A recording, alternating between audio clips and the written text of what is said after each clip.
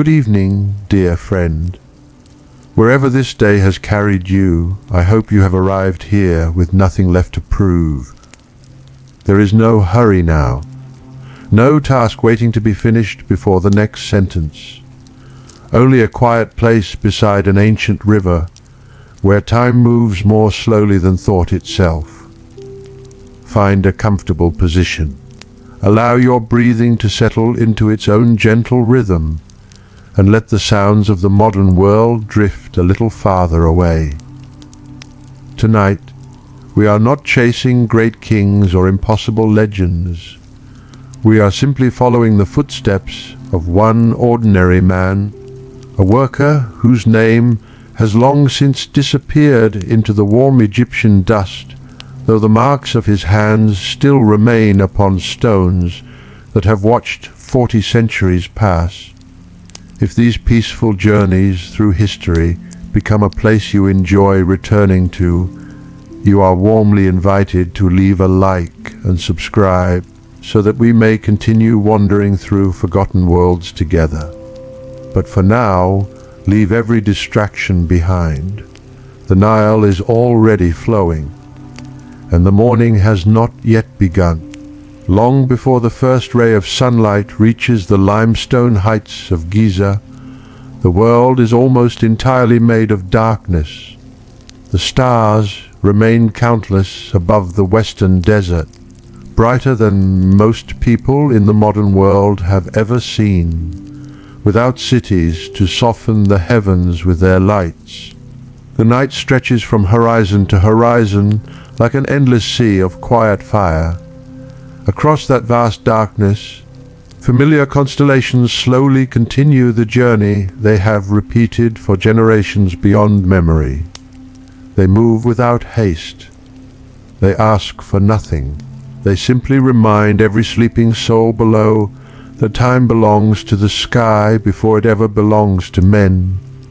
Beneath those stars, the unfinished pyramid rises not as the monument it will someday become, but as a mountain of pale stone still growing one block at a time. Its upper courses disappear into shadow. Its lower foundations spread across the plateau with a stillness so complete that, from a distance, it seems less like something built than something born from the earth itself. Around it, the workers' settlement sleeps. Rows of mud, brick galleries rest quietly behind their thick walls, their flat roofs holding the night's remaining coolness. Inside one narrow chamber, where compacted earth forms the floor beneath woven reed mats and simple mud, brick sleeping platforms, dozens of breaths rise and fall together. The room carries the faint smell of dry linen, cooled ashes, limestone dust, and yesterday's bread. Smoke from the evening hearth still lingers close to the ceiling beams, leaving dark traces that countless other evenings have slowly painted there over the years. Nothing moves for a while. Even the dogs outside seem to understand that dawn has not yet earned its place. The silence is never truly empty. Somewhere beyond the village, a donkey shifts its weight against a wooden post. The soft scrape of rope rubbing against rough timber briefly disturbs the air before fading once again. Farther still, almost too distant to notice, water continues slipping through canals that connect the plateau to the living river below. The Nile never sleeps. While men surrender themselves to the night, it patiently carries tomorrow toward them. One of the workers opens his eyes.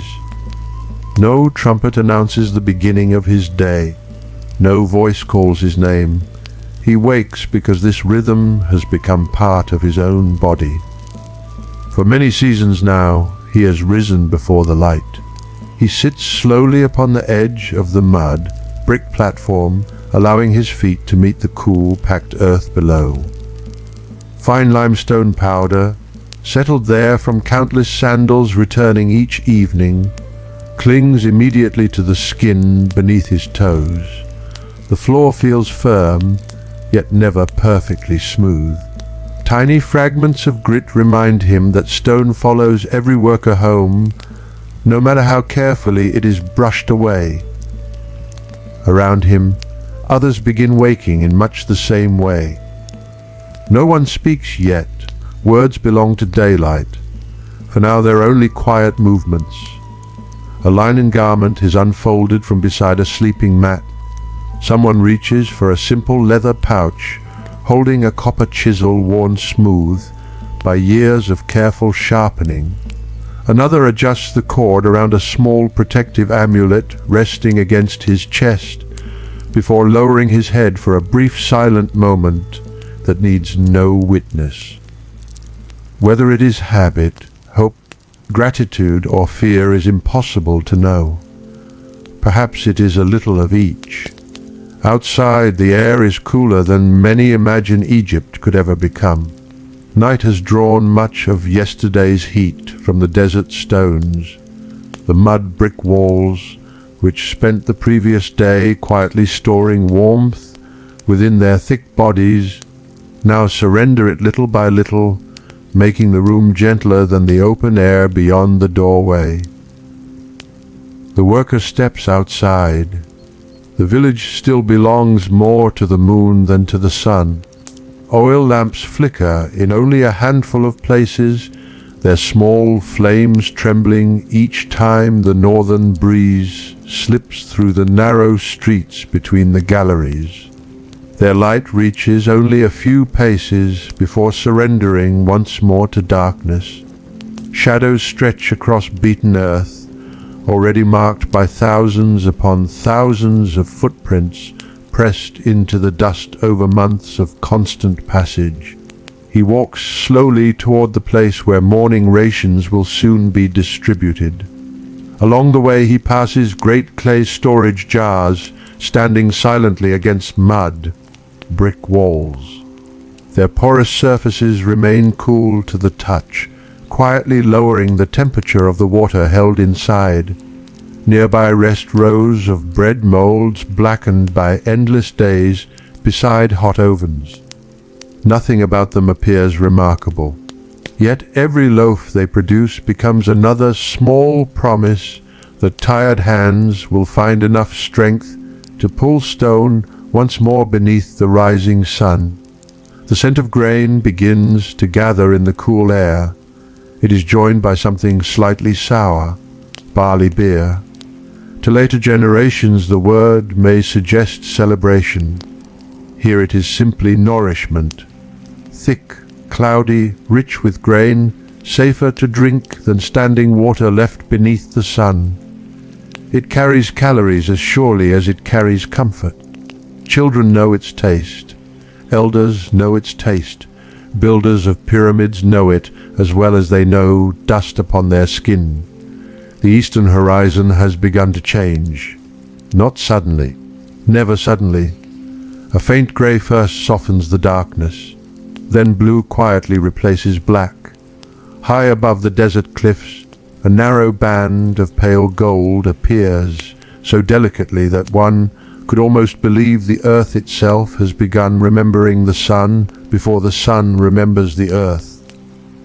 Birds notice first. Their calls arrive one after another from the direction of the Nile, invisible beyond the plateau, but never absent from the life of this place.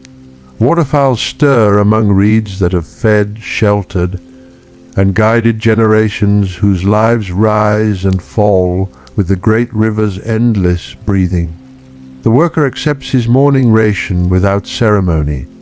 Bread, beer, enough to begin. The loaf is dense beneath his fingers, its coarse crust carrying tiny traces of stone ground into flour by the heavy grinding stones that shape every day's meal. When he breaks it apart, a warm earthy aroma escapes into the cool morning air. Hunger asks for nothing elaborate. Simplicity has always understood labor better than luxury. Nearby, scribes begin arriving. Even before the hauling begins, before the quarry echoes with stone striking stone, another kind of work quietly awakens. Wooden writing boards, brushes, measured attention, names of work gangs, rations counted, tools observed, order almost invisible to the eye, becomes as essential to the rising pyramid as every limestone block that will soon begin its slow climb toward the sky. The village itself begins breathing faster now. Children appear briefly between doorways before disappearing again toward families, beginning their own routines. Women tend ovens whose warmth pushes back the last coolness of dawn. Somewhere a grinding stone begins its steady circular song as grain becomes flour beneath patient hands. Nothing here feels extraordinary to those who live it. That may be the greatest secret of all. The pyramid, which future centuries will call one of humanity's greatest achievements, does not begin each morning with greatness. It begins with ordinary people waking before sunrise, sharing bread, adjusting worn sandals, brushing dust from yesterday off the tools that will become today's companions. History often remembers monuments. Time remembers mornings. And as the first true rays of sunlight finally reach the highest stones of the growing pyramid, turning pale limestone briefly into soft gold against the endless blue of the Egyptian sky, hundreds of workers quietly begin walking together toward another day that none of them imagine will still be remembered thousands of years from now. The long line of workers moves with an ease that can only be learned through repetition. No command urges them forward. Their feet already know the distance between the village and the rising monument, just as the monument has begun to recognize the rhythm of their footsteps. Dust rises gently beneath worn sandals, then settles again almost immediately, as though even the earth has accepted this procession as part of the natural order of morning. The path climbs gradually onto the limestone plateau. With every step, the village behind them grows quieter, not because fewer sounds remain, but because new sounds begin to take their place. Somewhere ahead, wood creaks under the weight of heavy sledges that have rested through the night. A hammer touches stone only once, almost like someone testing whether both have awakened. Another follows, then another. Before long the scattered echoes begin weaving themselves into a patient rhythm, carried across the open plateau by the cool northern wind. The desert has its own way of measuring distance. Without forests or mountains to interrupt the eye, the horizon appears close enough to touch while remaining endlessly beyond reach. The air is so clear in these early moments that every unfinished course of limestone seems carved with impossible precision. Yet even here, where everything appears still, nothing remains exactly the same from one sunrise to the next. New blocks have arrived. Others have found their place upon the growing structure. Small changes, almost invisible from day to day, quietly gather until years themselves become visible. The worker lifts his eyes for only a brief moment. He does not study the pyramid as those who will one day travel across oceans to admire it. He sees it as a carpenter might see a house still under construction, or a farmer an unfinished wall surrounding a field. It is both ordinary and extraordinary at once. Familiar enough that he no longer wonders at its size, immense enough that it never completely disappears from his thoughts. Morning light continues its slow descent. Only minutes ago it rested upon the highest stones. Now it spills farther down the unfinished faces, awakening one level after another. Shadows retreat patiently across, each course of limestone until entire sections glow with warm honey, colored light before gradually surrendering that softness to the brilliant white brightness that midday will eventually bring. Nearby, a flock of birds circles briefly above the plateau before drifting back toward the greener world surrounding the Nile. The river cannot be seen from every corner of the worksite, yet its presence reaches everywhere. It lives inside every loaf of bread prepared from grain nourished by its floodwaters. It fills the porous jars that cool drinking water beneath evaporation. It carried fine white limestone from the eastern quarries across its broad surface before men and ropes guided each block onto waiting sledges. Even those who stand upon dry stone remain connected to the river in ways too numerous to count.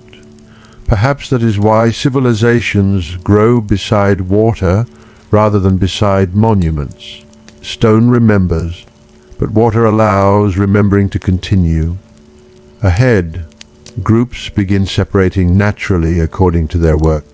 Some disappear toward the nearby quarries where fresh limestone still sleeps beneath the bedrock. Others gather beside sledges whose thick papyrus ropes lie coiled upon the ground like resting serpents waiting for the warmth of the day. Surveyors quietly inspect level lines established with remarkable patience, trusting calm observation more than hurried certainty. Scribes stand nearby with practiced attention, their task no less essential simply because it leaves fewer marks upon the hands. The worker joins the companions with whom he has shared many mornings. No introductions are necessary. Friendships formed through repeated labor rarely depend upon many words. A glance is often enough. One man adjusts the knot securing another's hauling rope. Another notices a damaged sandal strap and silently offers a strip of woven fiber before either continues walking. Such gestures disappear almost as quickly as they happen, unnoticed by everyone except the people whose burdens have become slightly lighter because of them. There is comfort in work that is shared, not because the labor becomes easier, because effort itself begins to belong to many shoulders instead of one. The first sledge waits upon compacted ground, prepared long before dawn. Its wooden runners bear countless polished scars left by earlier journeys. Tiny fibers stand loose where heavy ropes have rubbed against rough timber. Fine white dust fills every joint and groove, settling into places no careful cleaning could ever completely reach. The sledge itself seems almost alive, shaped over years by weight, friction, sunlight, and patient repair. Several men kneel without speaking. One brushes loose stones away from the runners. Another pours water carefully onto the sand before the path ahead. The dry grains darken almost immediately, their loose surface becoming firmer beneath the moisture. No one pauses to admire the simple act. It belongs to experience rather than surprise. Hands have learned what observation quietly taught long before anyone thought to explain it. The smell rising from the dampened sand is faint but unmistakable. Dry earth touched by water. For only a few moments, the scent carries a distant memory of the fertile banks below before the desert once again claims the air as its own. The foreman raises one hand, not dramatically, simply high enough for every eye nearby to notice. The ropes tighten, bodies lean forward together. Nothing moves. For a heartbeat, stone and humanity remain perfectly balanced against one another. Then, almost reluctantly, the enormous block begins to answer their effort. The sound is not loud. It is a deep wooden groan followed by the soft, grinding whisper of damp, sand yielding beneath the runners. Muscles settle into a rhythm older than language. Feet press steadily against the earth. Breath finds a shared cadence without anyone consciously seeking it. The worker feels the rope pull against the hardened skin of his palms. The coarse fibers leave familiar impressions across old caluses that have formed through seasons of similar mornings. Sweat has not yet appeared, yet warmth already gathers beneath the linen wrapped around his waist.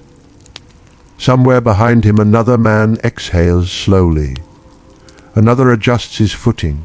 Together they become less like separate individuals and more like parts of a single living movement flowing gradually uphill.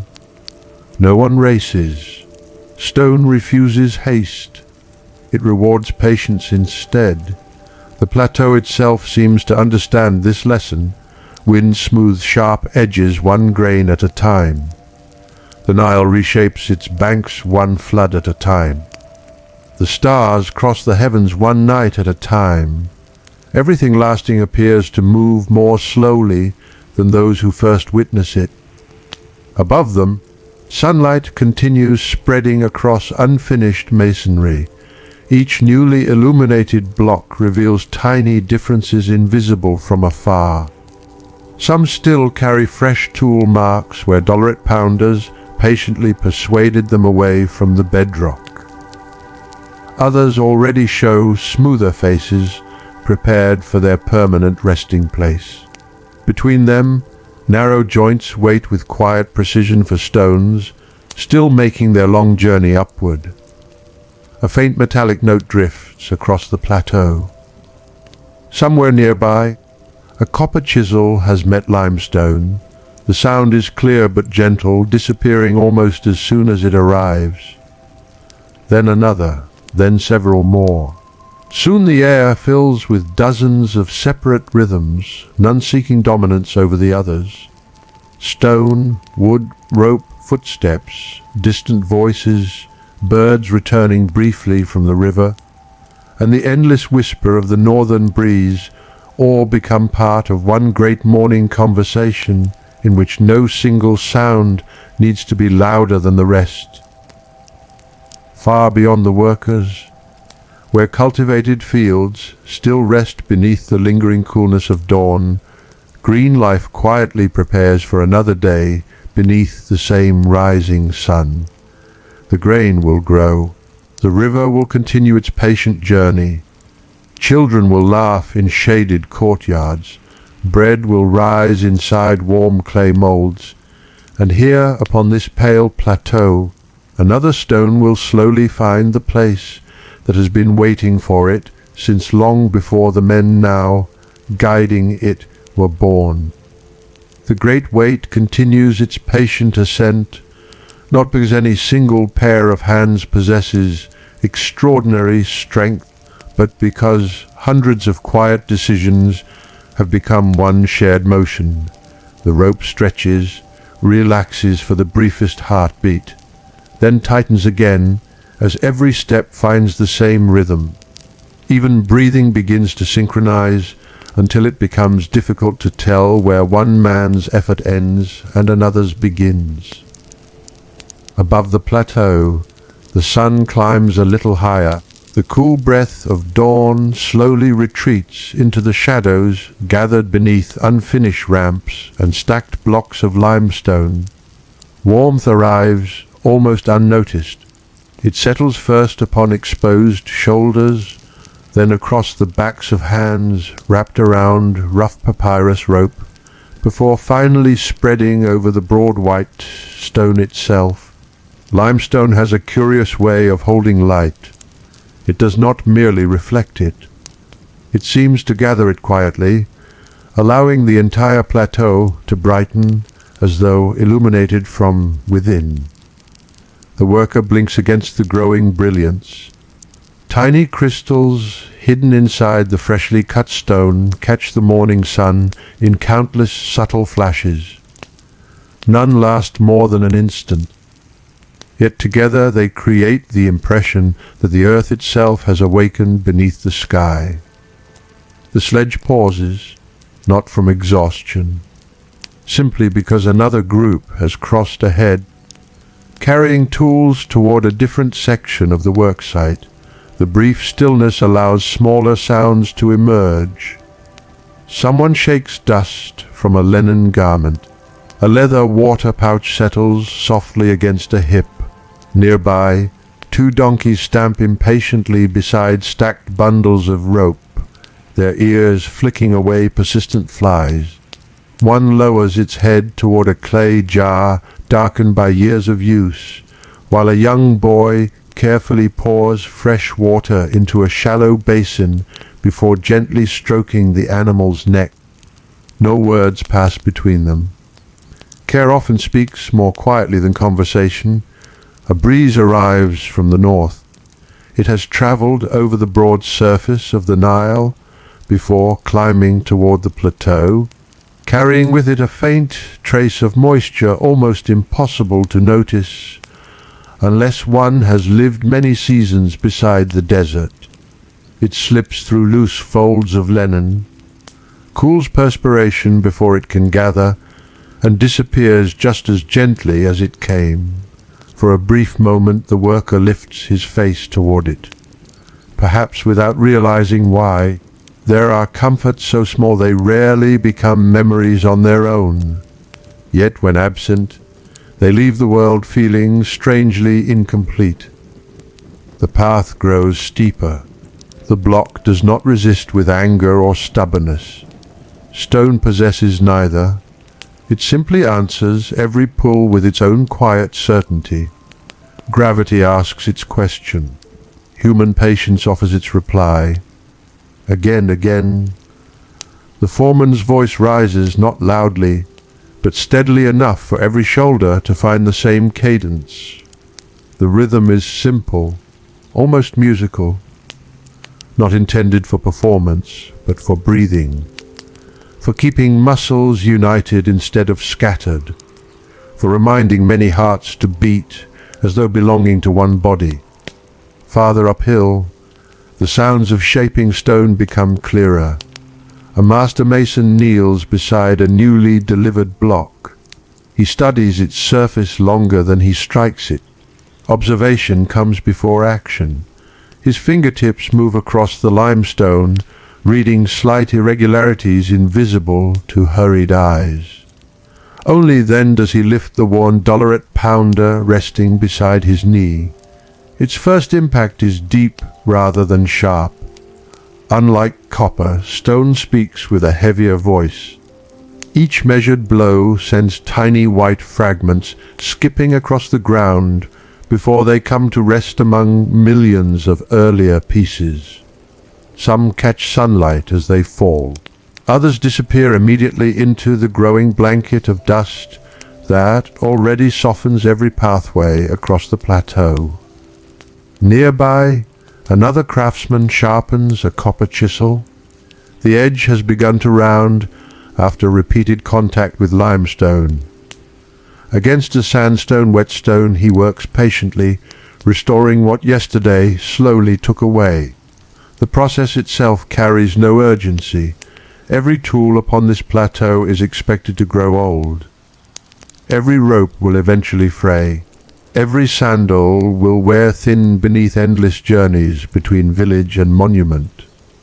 Nothing lasts forever. Not even the things built to remember forever. Perhaps that is why such care is given even to the smallest objects. A frayed rope is repaired before it fails. A cracked wooden runner receives another peg.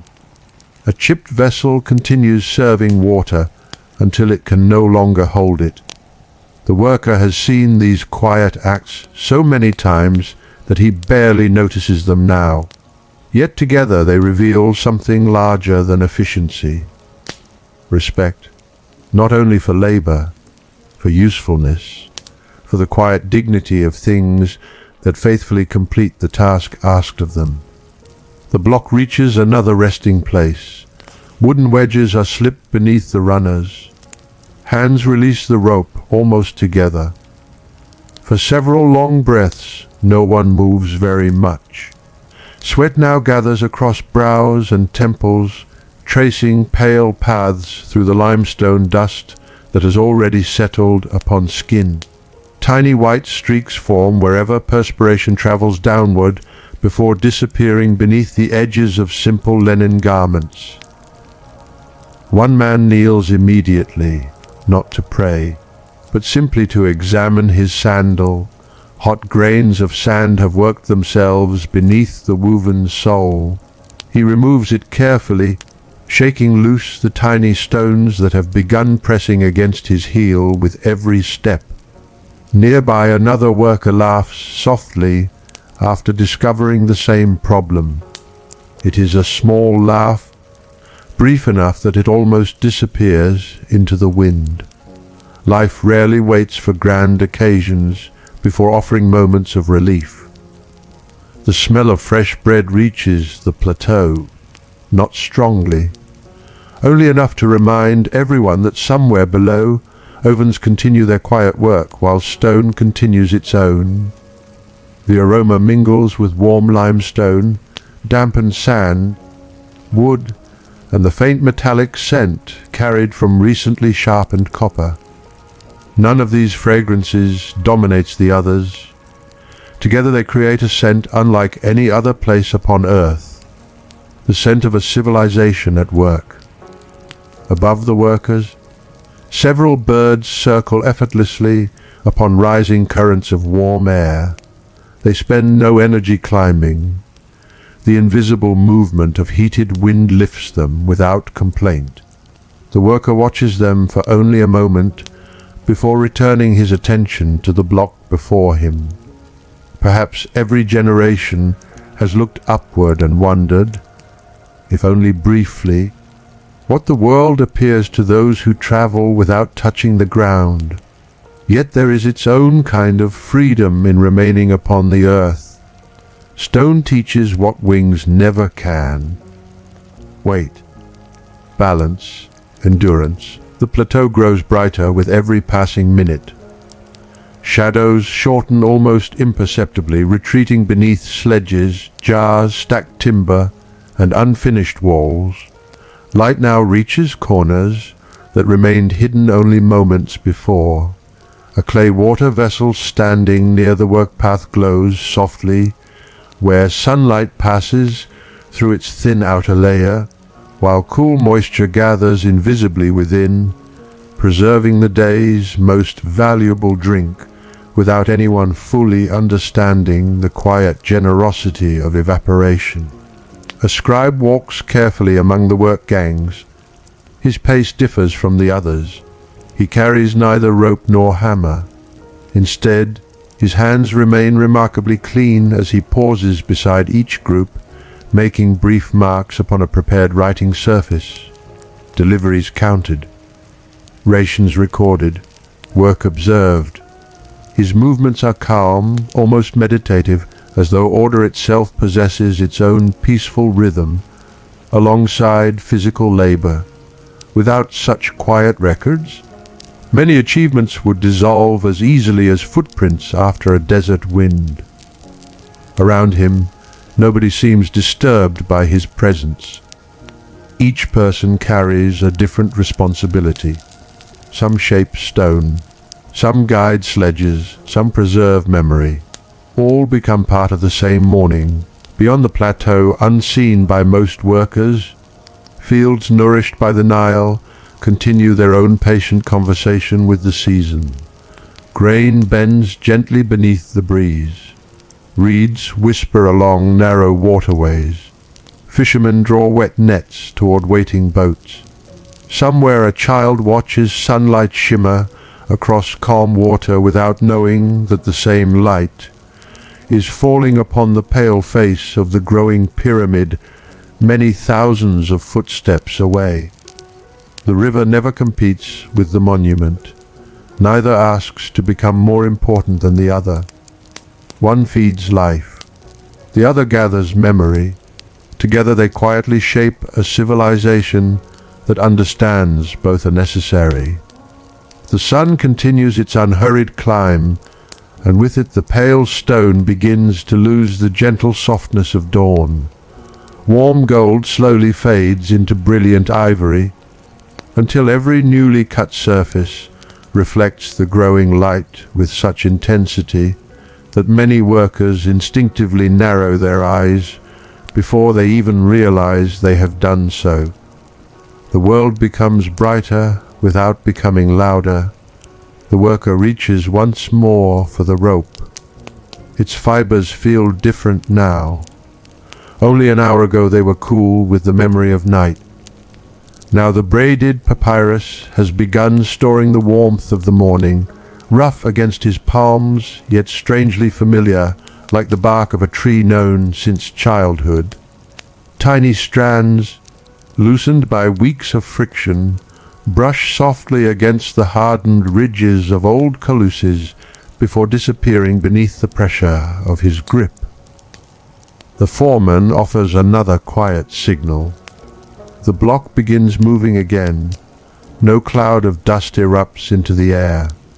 The dampened sand beneath the runners keeps the earth calm, allowing the immense weight to glide with surprising patience rather than violence.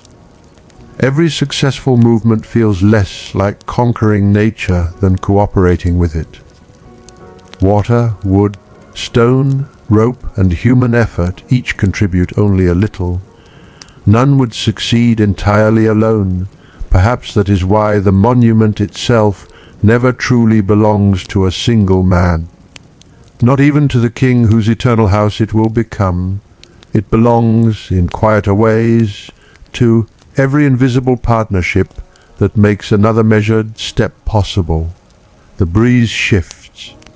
Instead of crossing directly from the Nile, it circles around the unfinished mass of the pyramid itself before reaching the workers. The great structure has already begun changing the air surrounding it.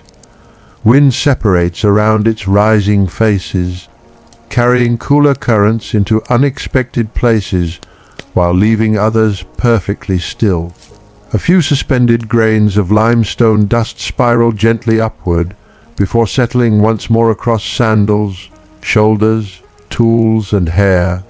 Even the wind slowly learns the shape of the monument.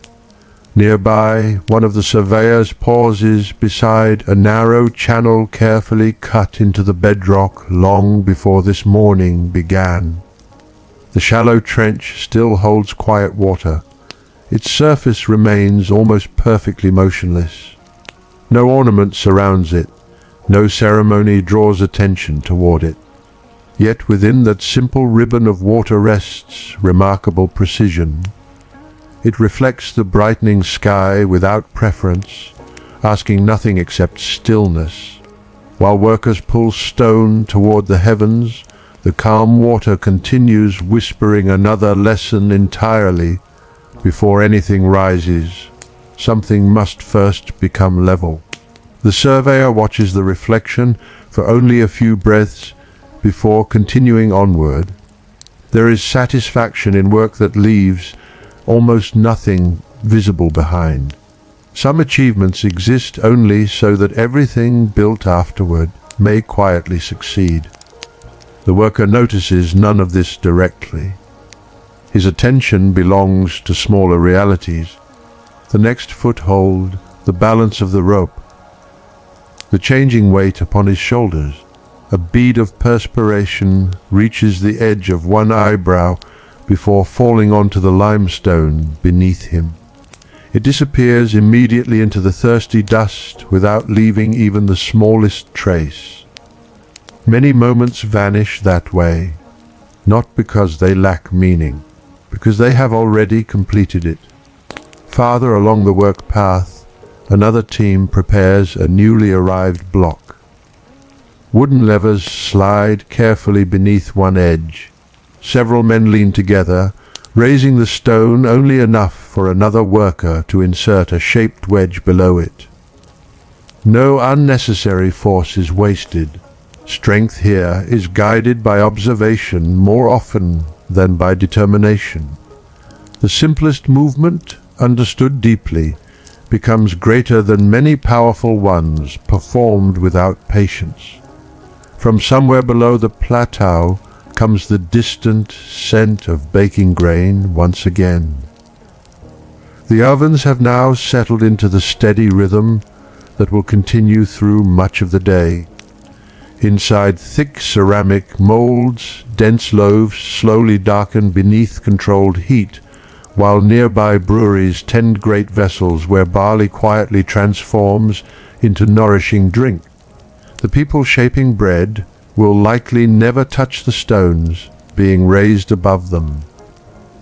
Yet every loaf becomes another hidden layer beneath the pyramid, just as surely as the limestone itself. History often notices what stands tallest. Life depends just as much upon what remains unseen. A flock of small birds settles briefly among scattered timbers stacked near the work site. They hop fearlessly between discarded fragments of rope, searching for seeds carried unknowingly upon sandals from the greener lands below. One pauses beside a chipped bread crust left from an earlier meal, pecking carefully before lifting once more into the widening blue. No boundary exists between the human world and the natural one, only different ways of sharing the same morning. The worker stretches his fingers during another brief pause. Fine white dust has settled deep into every crease of his skin. When he rubs thumb against forefinger, the powder feels almost silky despite the stone from which it came. It gathers beneath his nails, along the lines of his palms, inside the folds of linen wrapped around his waist. By evening it will cover nearly everything he owns. Dust has remarkable patience. It asks for no permission before becoming part of every life. Nearby, laughter returns. This time it lingers a little longer. One of the younger laborers has attempted to frighten a stubborn donkey by clapping sharply behind it, only to startle himself when the animal answers with an indignant bray loud enough to echo between unfinished walls of limestone. Even the foreman allows the smallest smile before returning his attention to the work. The moment passes quickly, yet for several breaths the plateau feels lighter. Perhaps civilizations survive difficult labor not because hardship disappears, but because ordinary joy quietly refuses to disappear with it. Beyond the quarry, masons continue their patient conversation with stone. Each strike of the $8-pounder removes only a little. No single impact transforms the block. The shape emerges through accumulation. Thousands of careful decisions become one smooth surface. Years become a monument. The same quiet law seems to guide nearly everything living beneath this sun. A river carves valleys without hurry. Wind softens cliffs without anger. Children become elders one unnoticed morning after another.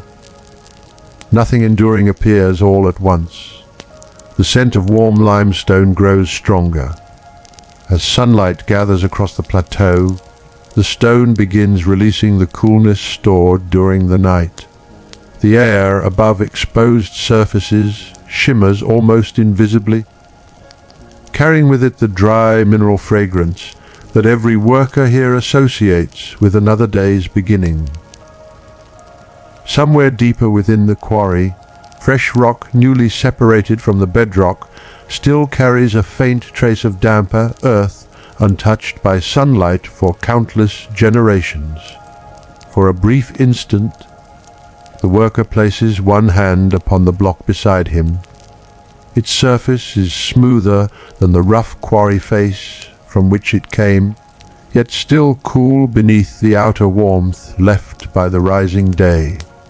Tiny marks remain where careful shaping has guided it toward its final place.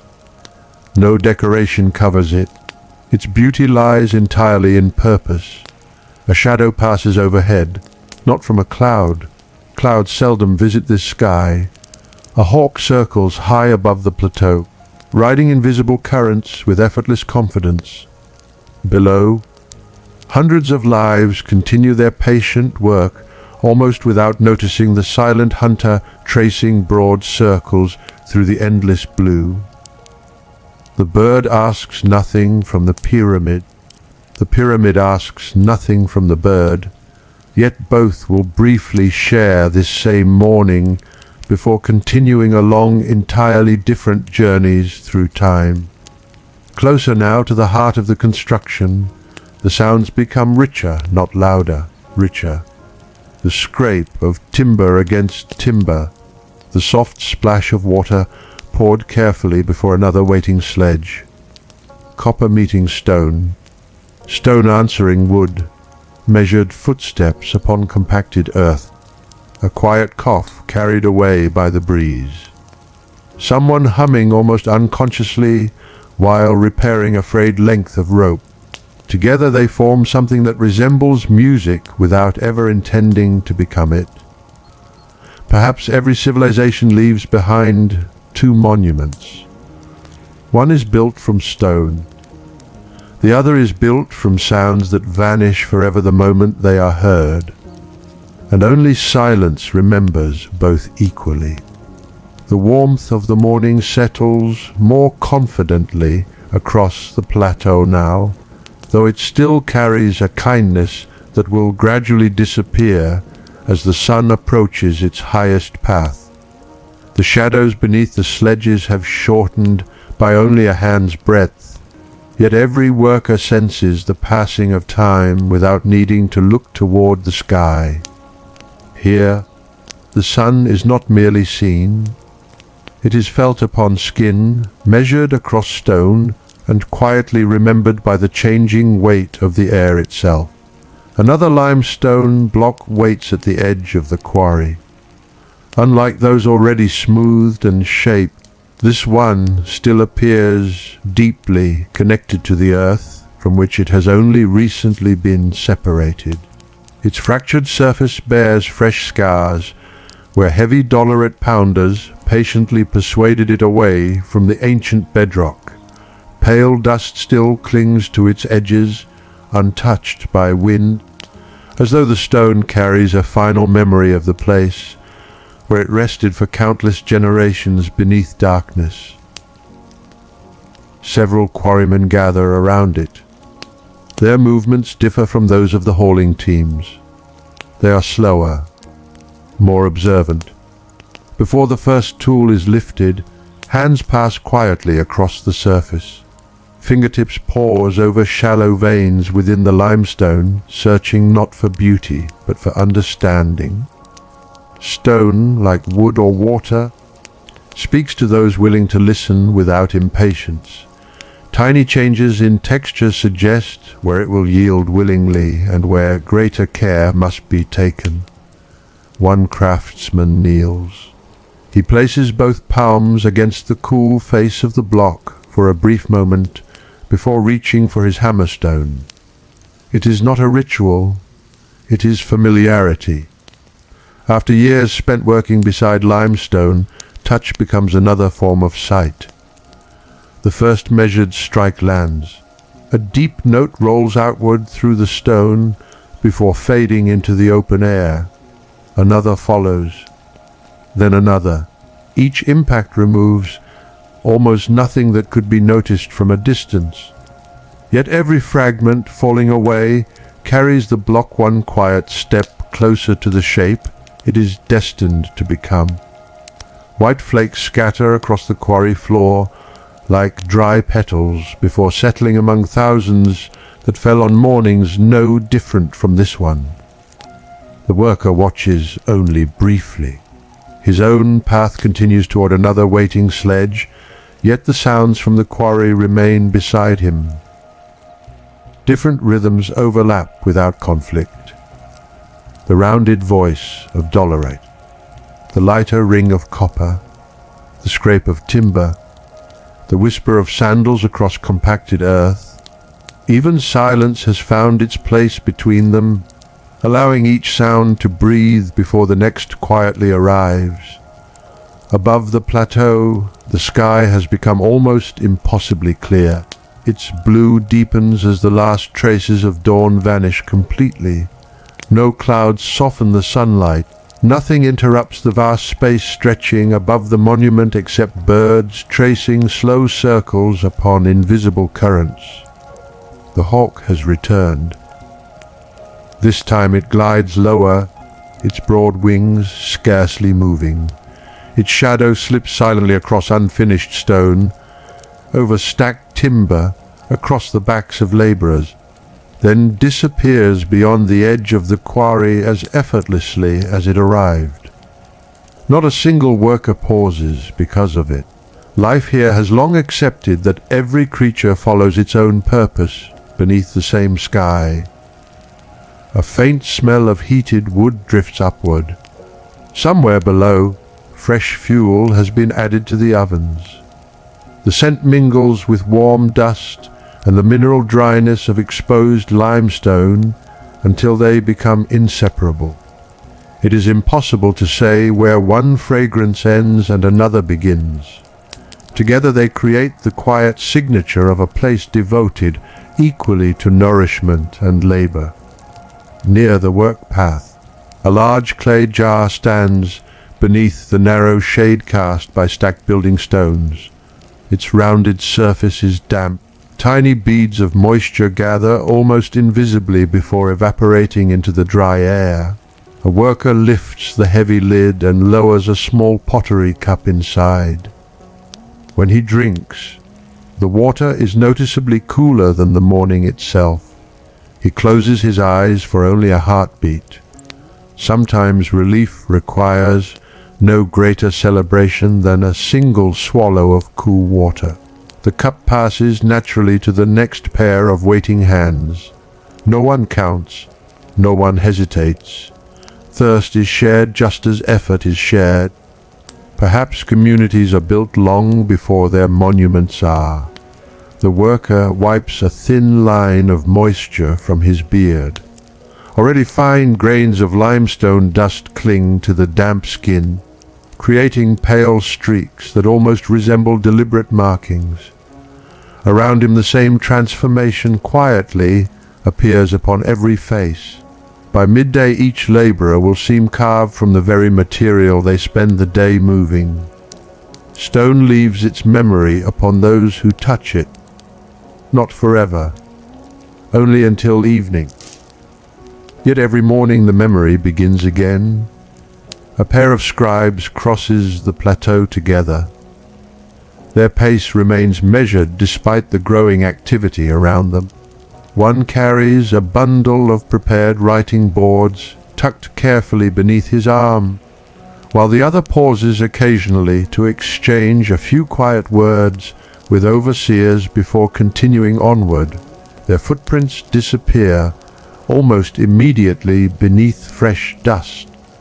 Records are strangely similar to footprints. Both preserve movement, one for moments, the other for generations. Beyond them, where the plateau begins sloping gently toward the greener lands surrounding the Nile, the air shimmers faintly above the warming ground. From this distance the river itself remains hidden, yet its presence is suggested by movement rather than sight. A line of loaded donkeys climbs slowly from below, their woven packs carrying supplies needed before the day grows hotter. Behind them walk several men balancing tools across their shoulders, their silhouettes softened by the bright haze rising from the valley. Nothing arrives suddenly. Everything approaches gradually, even abundance, even exhaustion. The worker bends once more to tighten the knot securing the hauling rope. His fingers move almost without thought. Years have taught them exactly how firmly the fibers should be drawn before they hold with quiet confidence. A poor knot demands attention later. A careful knot is forgotten because it simply performs the task asked of it. There is quiet wisdom in things that do not seek recognition. Nearby, an older laborer sits briefly upon a squared limestone block while adjusting the leather strap holding his simple tool pouch. Deep lines cross his face, not sharply but gently, like channels patiently shaped by flowing water. His movements lack the quickness of younger men, yet none of them appear concerned by this. Experience has its own pace. He notices a younger worker struggling to lift one end of a wooden lever. Without speaking, he rises. One hand joins another. The weight changes immediately. Neither man thanks the other. Some kindnesses become so ordinary that words would only interrupt them. The breeze strengthens for a moment. Loose fibers at the ends of thick papyrus ropes begin dancing softly. Fine dust rises from the quarry floor in delicate spirals before drifting away across the plateau, where it settles over stacked stone, water jars, sandals, shoulders, and even the pages waiting to receive another quiet line from a scribe's careful hand. Nothing escapes the dust. Kings will know it. Workers know it. The pyramid itself, though still rising toward the sky, wears it as patiently as everyone else. Perhaps that is one of the gentlest lessons this place offers. Before the sun, before memory, before even the greatest monuments, every life begins with earth. And for a little while, every hand leaves the earth changed in return. The older worker returns quietly to his place in the line, and before long his presence becomes almost impossible to distinguish from the dozens surrounding him. That, perhaps, is one of the gentlest truths carried across the plateau each morning. Here, no pair of hands seeks to stand apart. Every movement disappears into another until individual effort becomes something larger than any single life could hope to contain. The sledge begins another measured journey. The wooden runners complain softly beneath the weight, not with sharp cracks, but with long, patient sighs polished by years of service. Fresh water darkens the sand ahead of them once again. Tiny rivulets spread between countless grains before vanishing from sight, leaving behind a firmer path that exists only for a few moments before the desert quietly begins reclaiming it. Even the road itself is temporary. Only the direction remains. As the block advances, sunlight slips across its surface in slow succession. One edge glows brilliantly while another still holds the cool, grey memory of morning. The contrast lasts only a little while before light gently claims every face of the stone alike. The worker notices how the warmth changes beneath his fingertips. Earlier, the limestone had carried the lingering breath of night.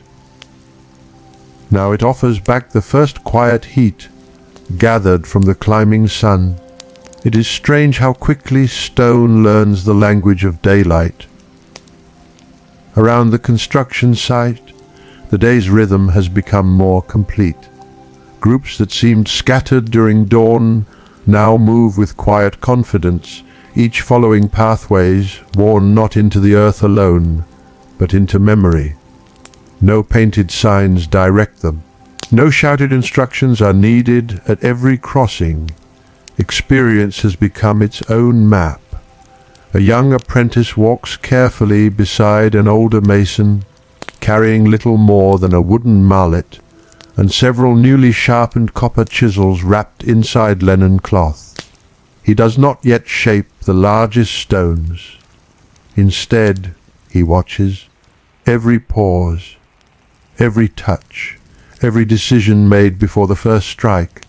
Knowledge here is rarely spoken aloud. It passes from hand to hand more often than from mouth to ear.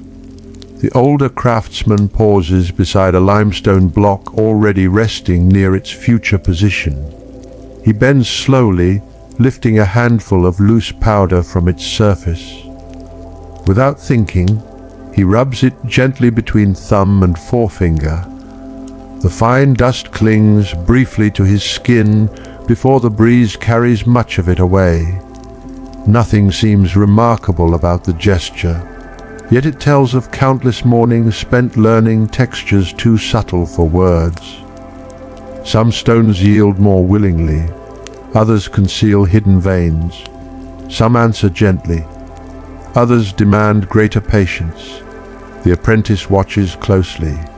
One day his own hands will understand before his mind does. Nearby, the sound of grinding returns. Not from the quarry this time. Several women seated beside large saddle-shaped grinding stones move the upper stones back and forth with quiet, practiced rhythm. Grain slowly becomes flour beneath their steady effort. Fine particles rise briefly into the sunlight before settling once again upon their arms and garments. From a distance, their movements resemble the flowing of water. Forward, back,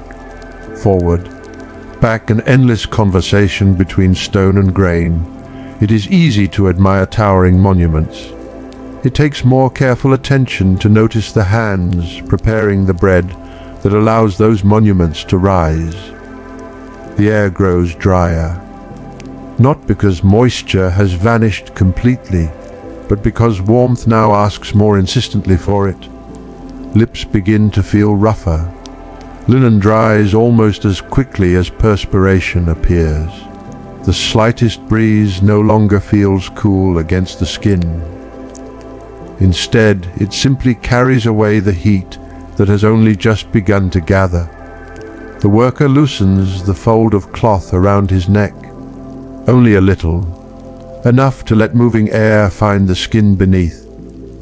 Such tiny adjustments accompany the day without ever becoming conscious decisions.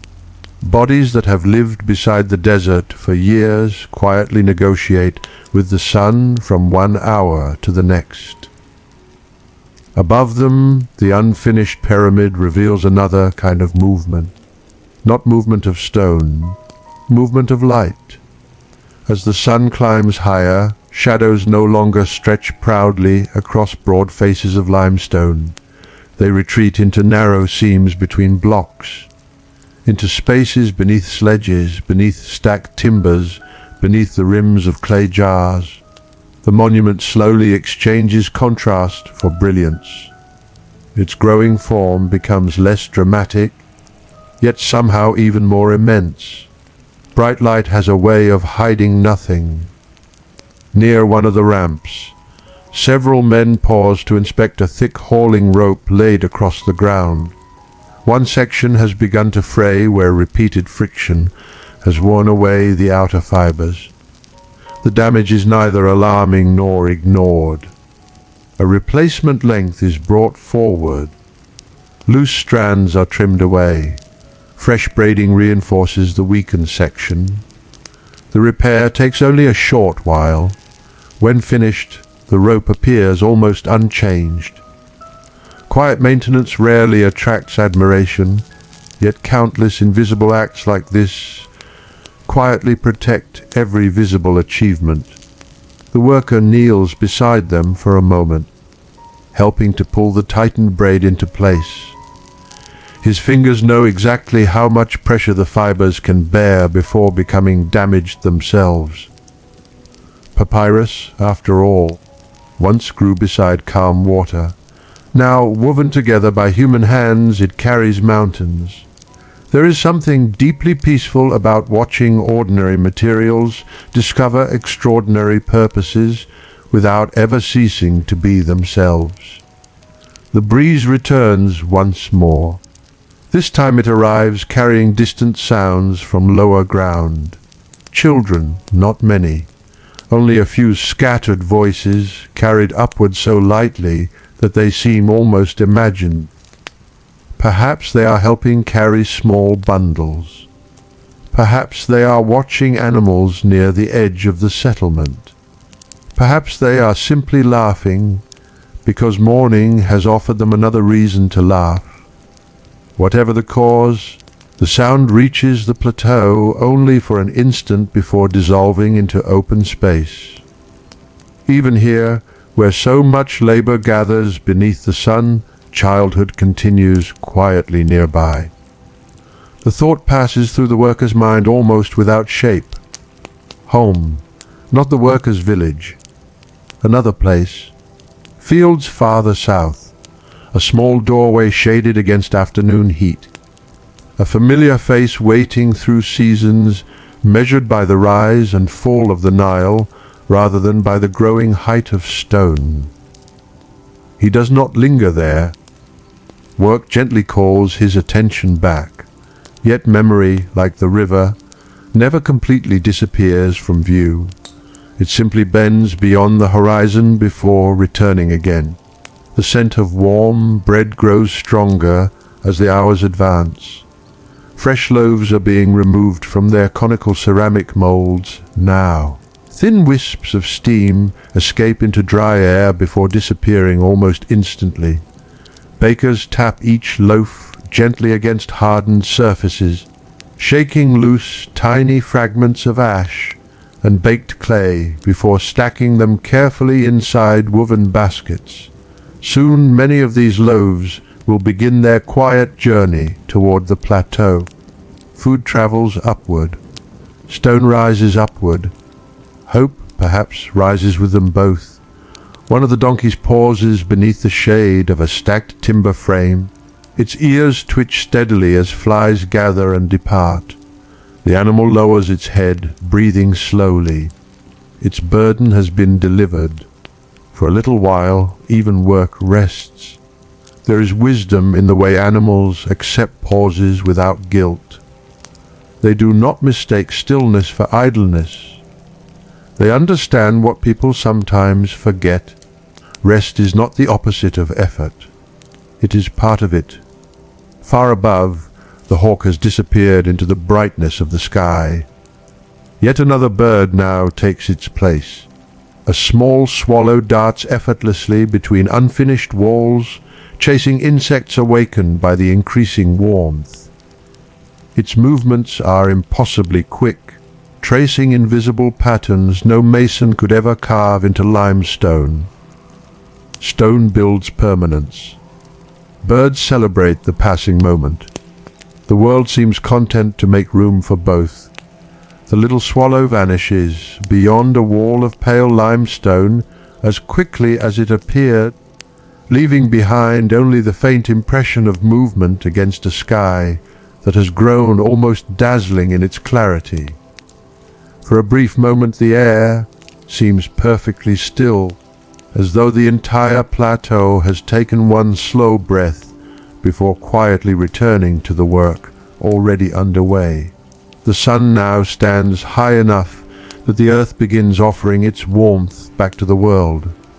Every exposed stone participates. Heat rises gently from the broad limestone surfaces in waves too subtle for the eye, yet unmistakable upon the skin.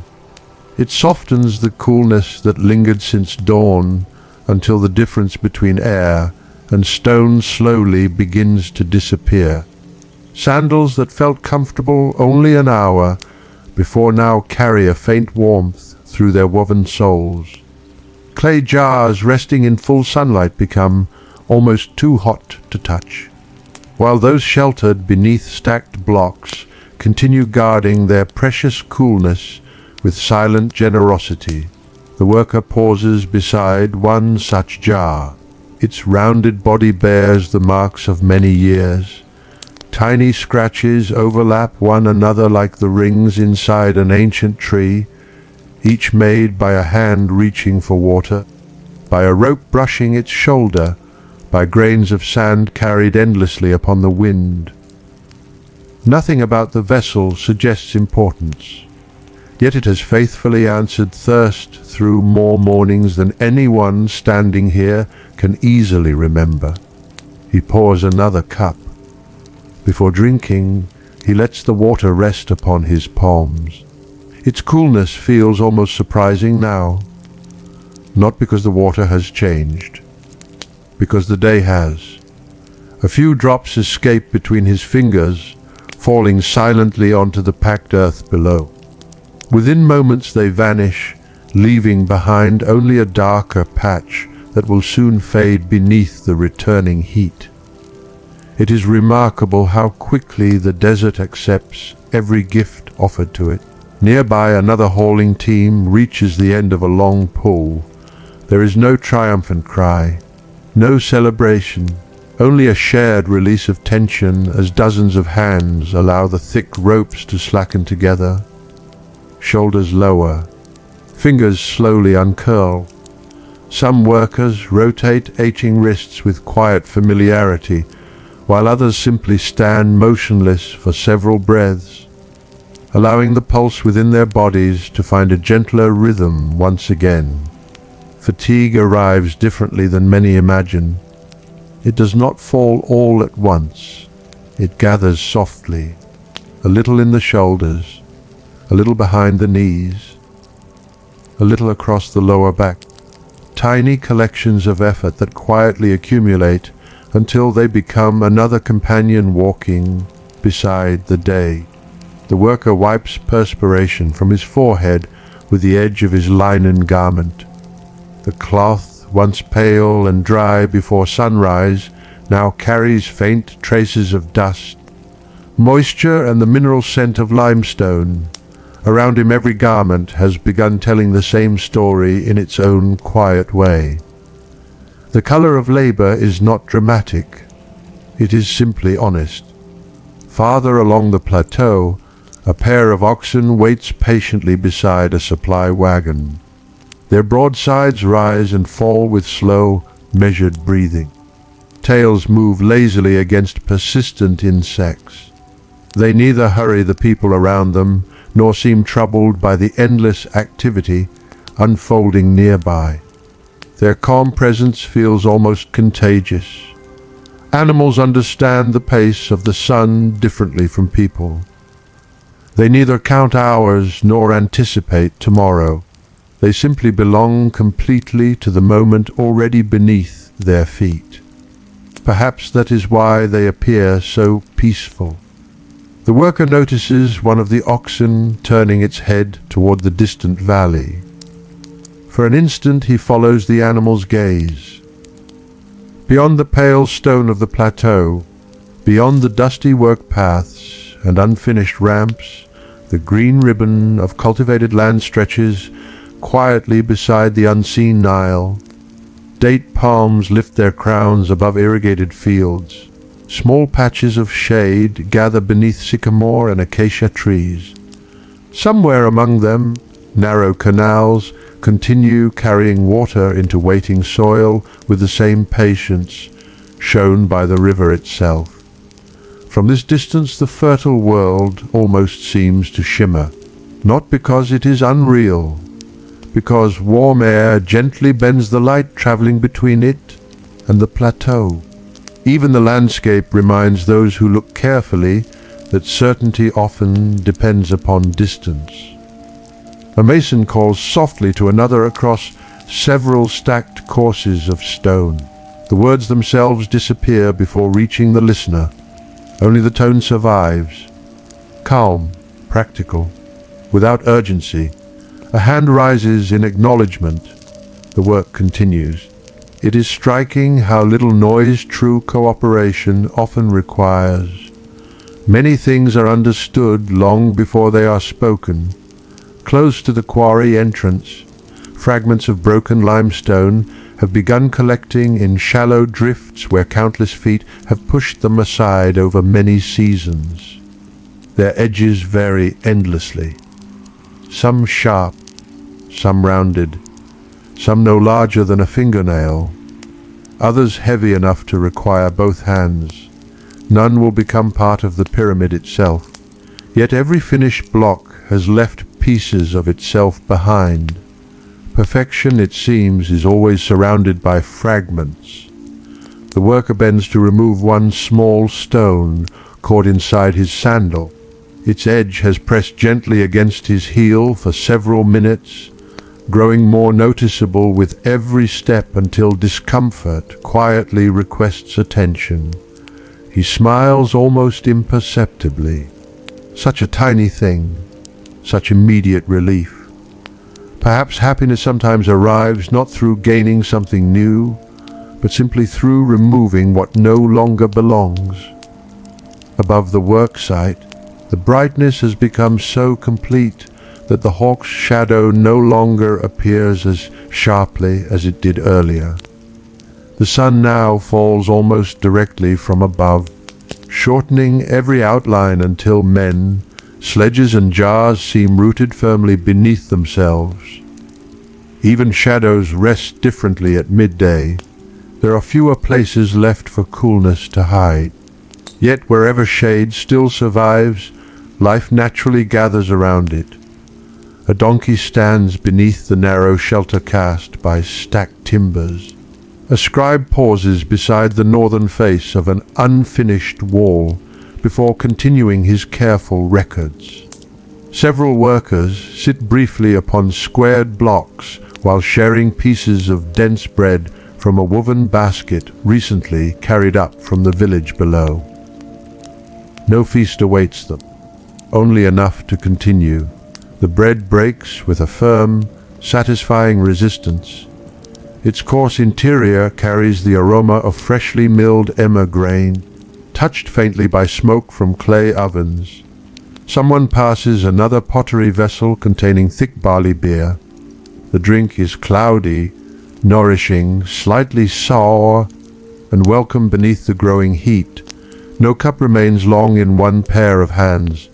Everything continues moving: bread, water, beer, tools, ropes, conversation. Even silence passes gently from one person to another. A younger laborer tears away a small piece of bread before tossing it toward a waiting bird perched upon a nearby timber beam. The bird hesitates, then hops closer. It claims the offering with quick confidence before disappearing once more into the brilliant sky. No one comments. Small kindnesses rarely seek witnesses. The worker leans back slightly against the limestone block beside him. Its warmth has deepened considerably since morning, though somewhere beneath the heated surface he can still sense the cool memory of the night hidden within its great mass. Stone changes slowly, perhaps slower than people, perhaps slower even than civilizations. Yet it changes all the same. Time asks every material the same quiet question. Each answers in its own language. The breeze, though gentler now, carries another faint gift from the valley below, the scent of moist earth, so subtle that it nearly disappears beneath the dryness of sunlit limestone. But it is there, a reminder that beyond the pale plateau another world continues breathing. Fields continue growing. Water continues flowing. Families continue preparing the evening that still lies many hours ahead. The worker closes his eyes for only the length of a single slow breath. Not to sleep, simply to listen. Without sight, the plateau becomes another landscape entirely. Rope fibers shifting beneath careful hands. Stone answering patient tools. Sand moving softly beneath wooden runners. Birdsong arriving and departing with the breeze. Footsteps crossing compacted earth. Someone quietly clearing dust from a chisel. Water poured into clay. Breathing, always breathing. It is enough. Not because the world has become silent, because every sound has found its proper place. The quiet rhythm lingers for another few moments, and without anyone announcing it, the brief pause slowly dissolves back into motion. Men rise from limestone blocks warmed by the strengthening sun. Empty cups find their way back beside cool clay jars, and coils of papyrus rope are gathered once again from the ground with the same calm familiarity that has guided every movement since before dawn. Nothing feels hurried. The day has learned its own pace. Above the plateau, the sky has reached that deep, unwavering blue known only to places where rain is an infrequent visitor. The light no longer changes with every passing minute as it did during sunrise. Instead, it settles into quiet permanence, bathing every surface with a brilliance that seems almost timeless. The unfinished pyramid no longer catches the eye through dramatic contrasts of light and shadow. Now it simply exists, immense and unwavering, beneath a sky that appears equally endless. The worker draws one slow breath before leaning once more into the rope. His shoulders answer before his thoughts do. Muscle remembers what memory no longer needs to describe. Around him dozens of others do the same, and once again the enormous limestone block begins its patient conversation with gravity. There is no struggle in their faces, only concentration. Effort has become so familiar that it no longer demands expression. The block advances only the width of a hand, then another, then another. Distance, like history itself, is built from measurements too small to notice while they are happening. A faint shimmer has begun dancing above the exposed stone. Heat rises gently from the plateau, bending distant outlines just enough that the air itself seems to flow like transparent water. Workers farther away appear softened around their edges, their movements blending quietly into the brightness until they resemble memories more than people. The desert rarely hides itself. Instead, it hides distance. The worker glances toward the quarry. The men there appear close enough to recognize, yet he knows the walk would take much longer than his eyes suggest. Perhaps every horizon quietly teaches humility. There are journeys that cannot be measured by sight alone. The foreman steps carefully along the hauling path, saying very little. He does not need to inspect every hand. He watches the ground instead. A loose stone lying where the runners will soon pass is gently lifted aside. A shallow depression in the dampened sand is smoothed with the side of his sandal. One frayed rope end receives a quick adjustment before it catches against another strand. These are almost invisible acts. No monument bears their memory. Yet without such moments, even the grandest plans slowly begin to unravel. The worker notices none of them directly. He simply feels that the path remains true beneath his feet. Sometimes good leadership is experienced long before it is recognized. Another mason arrives carrying a freshly sharpened copper chisel wrapped carefully inside linen. When the cloth is unfolded, sunlight catches the polished edge for only an instant before the tool is placed gently upon the stone. Copper is softer than the limestone it shapes. That truth has never discouraged the hands using it. Instead, it has taught patience. The edge dulls. It is sharpened. It dulls again. The rhythm continues. Perhaps permanence is often created by things that are themselves temporary. Nearby, an older craftsman brushes accumulated limestone powder from the face of a block with a simple bundle of plant fibers. The dust falls slowly through shafts of bright light, each tiny grain drifting according to currents too delicate for anyone to see. Some settle immediately. Others remain suspended for several long breaths before finally finding the earth. Watching them descend, one could almost imagine snowfall, only warmer, only brighter, only born from stone instead of cloud. The scent of heated linen mingles now with the smell of sunlit rope. There is also the unmistakable fragrance of wood growing steadily warmer beneath the day's light. The sledges have begun storing heat within their thick runners, releasing the faint resinous aroma hidden inside old timber. It mixes gently with dust, dry air and distant traces of baked grain until the entire plateau seems wrapped in a single familiar breath. Far below, invisible beyond the rise of the land, the Nile continues its endless journey northward. No worker standing here can hear its water. Yet nearly every object surrounding them still carries the memory of the river.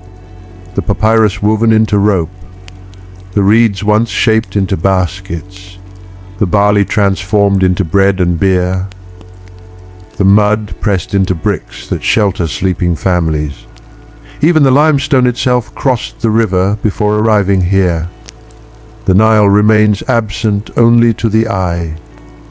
To everything else, it is still quietly present. A dragonfly suddenly appears, its delicate wings flashing silver for a heartbeat as it darts through the bright air above a nearby water jar. It circles once, twice, then vanishes toward the valley. Such a tiny creature seems almost impossible against the vastness of the plateau. Yet the morning somehow feels more complete because of it. Great monuments and fragile wings have always shared the same world. Only people tend to separate them. The worker feels a tightening across his forearms. Not pain. Simply the honest reminder that the morning has been long. He loosens his grip for the briefest moment, while others continue pulling, then closes his hands again before the rhythm changes. No one notices. Or perhaps everyone notices. Among those who labor together every day, small adjustments are made instinctively for one another. One man bears a little more weight for several steps. Another does the same later. Balance moves quietly through the line, passing from shoulder to shoulder without ever needing acknowledgement. The block finally reaches another prepared resting place. Wooden levers slide beneath one edge. A careful lift, or a wedge placed. Another measured breath, then silence. Not complete silence, the living kind. The kind filled with distant chisels, fluttering birds, sandals crossing dust, and the soft creak of wood slowly relaxing after carrying immense weight. The worker rolls his shoulders gently. A faint crackle travels through tired muscles. He smiles to himself. Bodies, too, speak in quiet languages. Not every message requires words. Above him, the unfinished pyramid rises higher than it did yesterday. Not enough for the eye to easily believe, yet enough for time to know. Perhaps that is the gentlest mystery surrounding every great work. Those who live inside it rarely witness its transformation. Only years, looking back with patient eyes, discover how completely the world has changed. The afternoon does not arrive with a sudden announcement. It gathers so gradually that no one upon the plateau could point to the precise moment when morning quietly became something else. Only the quality of the light begins to change. Its brilliance remains, yet it grows heavier somehow, lingering longer upon every exposed surface before slowly drifting away again. Even the air seems to move with greater patience, as though the day itself has accepted the rhythm established by those who work beneath it. The worker rests both hands upon the rough curve of the hauling rope before another journey begins. Its fibers have become warmer still, not uncomfortable, simply alive with the memory of every hand that has gripped them since sunrise. Tiny grains of white limestone remain caught within the braided strands, glittering softly whenever the sun reaches them at just the right angle. They will travel home this evening inside folds of linen, beneath fingernails, within sandals, and into sleeping rooms, quietly reminding every laborer that the pyramid accompanies them long after they leave its shadow. A line of donkeys emerges from the lower path leading toward the plateau. Their pace is steady, unhurried. Large woven panniers sway gently across their backs, carrying replacement ropes, fresh pottery vessels, baskets of bread, bundles of reeds, and carefully wrapped copper tools recently sharpened below. The animals know the route almost as well as the people guiding them. Their hooves search naturally for firmer ground between scattered fragments of limestone without any command needing to be spoken. One donkey pauses beside a familiar water jar. The handler smiles almost unconsciously before allowing it a few slow mouthfuls. No schedule appears disturbed. Sometimes the shortest pause preserves the longest journey.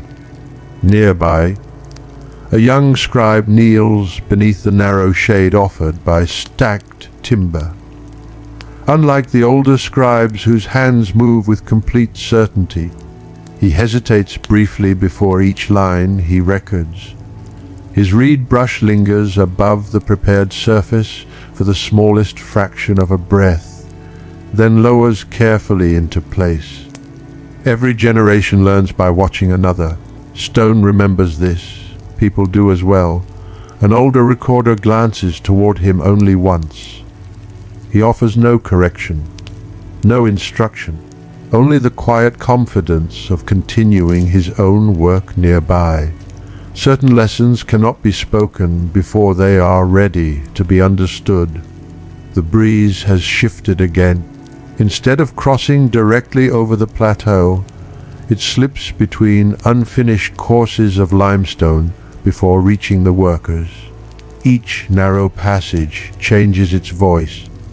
One opening produces a low murmur, another answers with a softer whisper. Somewhere high above, air passes along unfinished edges and creates a faint hollow tone that lasts only while the wind chooses the particular direction. The monument has not yet been completed, yet already it has begun composing its own music. The worker pauses for only a heartbeat to adjust the folded linen protecting one shoulder beneath the hauling rope.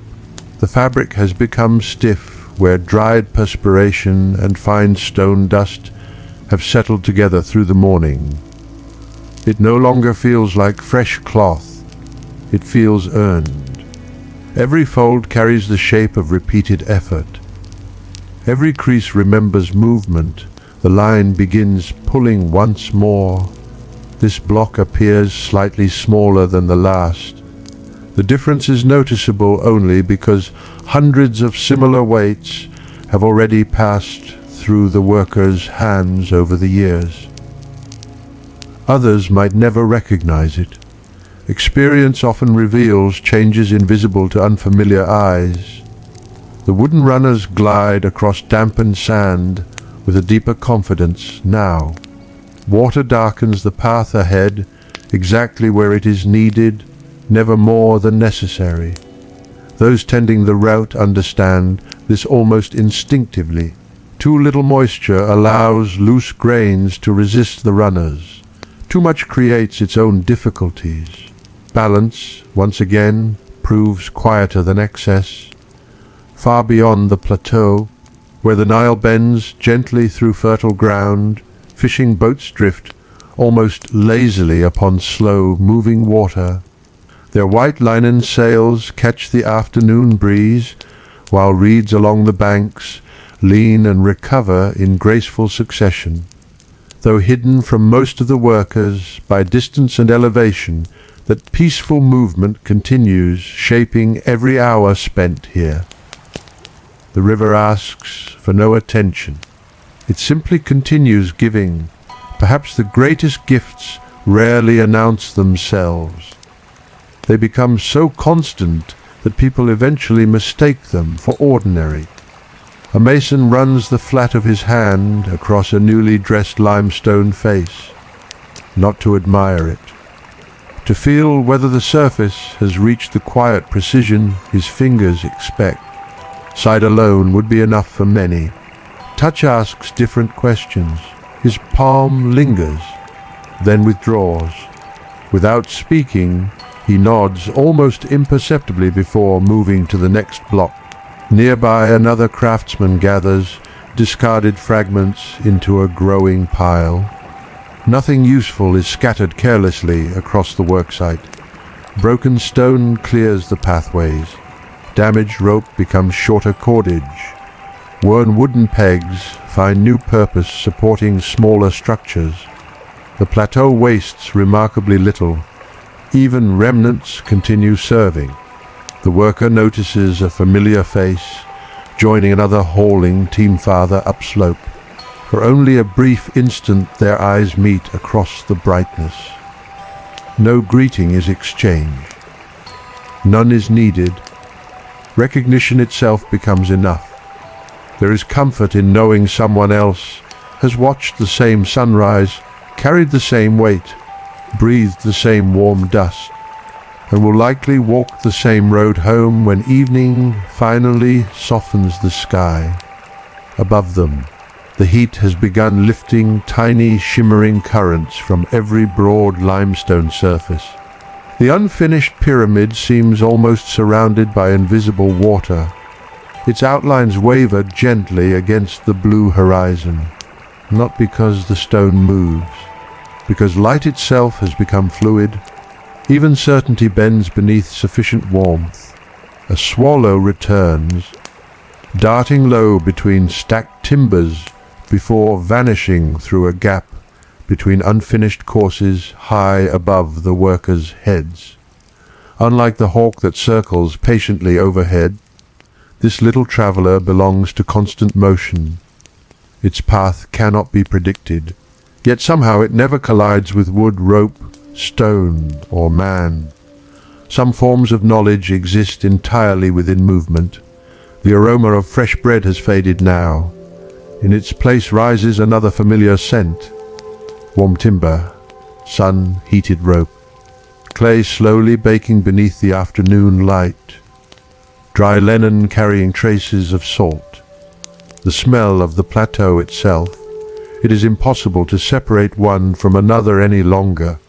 Together they have become the fragrance of an ordinary day. Ordinary. How quietly that word changes when enough centuries pass. The worker reaches another prepared resting place where several broad limestone blocks already wait in patient silence. Each appears nearly identical from a distance. Only upon closer inspection does each reveal its own subtle character. One bears delicate fossil traces from an ancient sea that vanished long before memory. Another carries faint natural bands beneath its pale surface. A third reflects sunlight with slightly greater softness because its texture differs by almost imperceptible degrees. The earth never truly repeats itself. Neither do people. Perhaps that is why fitting each stone requires patient observation rather than assumption. The afternoon continues settling gently around the plateau. No dramatic change marks its arrival, only longer breaths, slightly slower footsteps, water cups emptied a little more often, voices growing quieter instead of louder, and above everything else, the immense unfinished pyramid standing with complete indifference to haste, accepting each carefully placed block exactly as the sky accepts another passing hour. The great stone receives another careful companion, and the space that separated them only moments before quietly disappears. There is no applause when they finally rest beside one another. No proclamation rises across the plateau. The joining of two blocks is marked only by a craftsman's patient eyes, a hand brushing away loose powder from the narrow seam, and the almost invisible satisfaction of seeing that almost no daylight remains between them. The worker watches the mason for a moment. The older man's fingers move gently across the joint where one stone now greets another. They search not for perfection, but for honesty. A surface can deceive the eye. Fingertips are far less easily persuaded. They linger only briefly before lifting away again, carrying with them a thin veil of pale dust that drifts lazily back toward the earth. It is remarkable how much trust can exist between a hand and a stone. No words are exchanged. None are necessary. The mason simply nods once.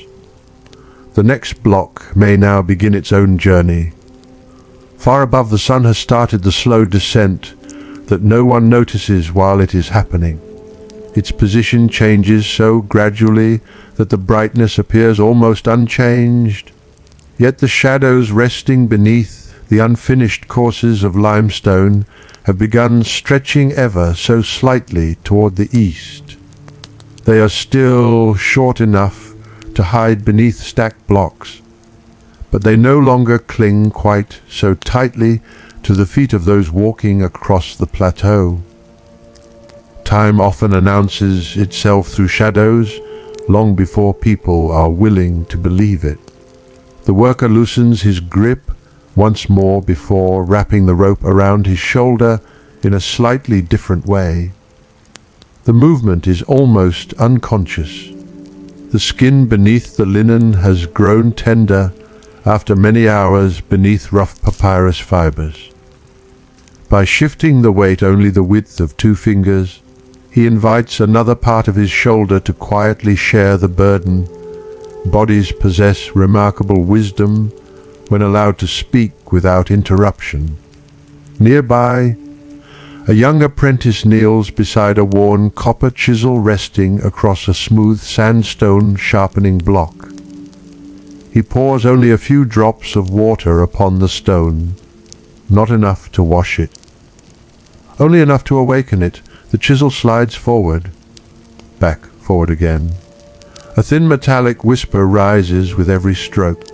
Tiny curls of bright copper gather slowly along the edge of the wet stone before the apprentice brushes them gently aside with the back of his hand.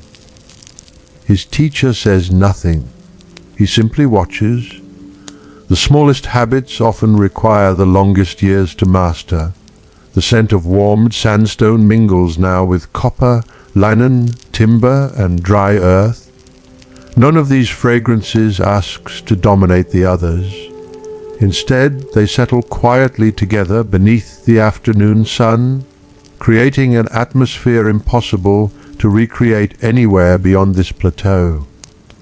It is not merely the smell of construction.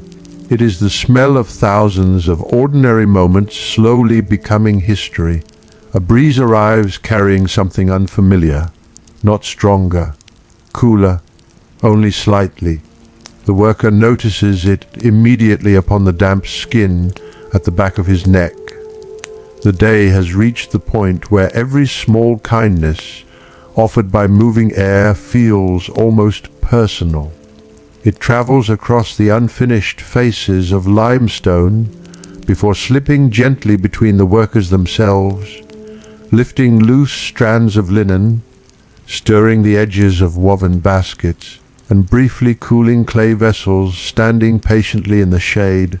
Some gifts cannot be held, only experienced. A swallow passes so close above the hauling line that several workers instinctively lift their eyes. For a heartbeat the bird and the rope travel in the same direction, one carried by wings, the other by many hands. Both continue forward, each according to its own nature. Near the northern edge of the worksite, several laborers carefully rearrange stacked timbers that have supported sledges throughout the morning. The wood bears deep polished grooves where heavy loads have repeatedly pressed against it. Resin hidden for years within the grain has begun emerging beneath the afternoon warmth, giving the old beams a faint sweet fragrance beneath the sharper smell of dry dust. One timber proves heavier than expected. Without being asked, another pair of hands reaches for its opposite end. The weight becomes ordinary again. There are moments when cooperation is so natural that it no longer appears generous. It simply becomes the way the world continues. A dragonfly returns to the plateau.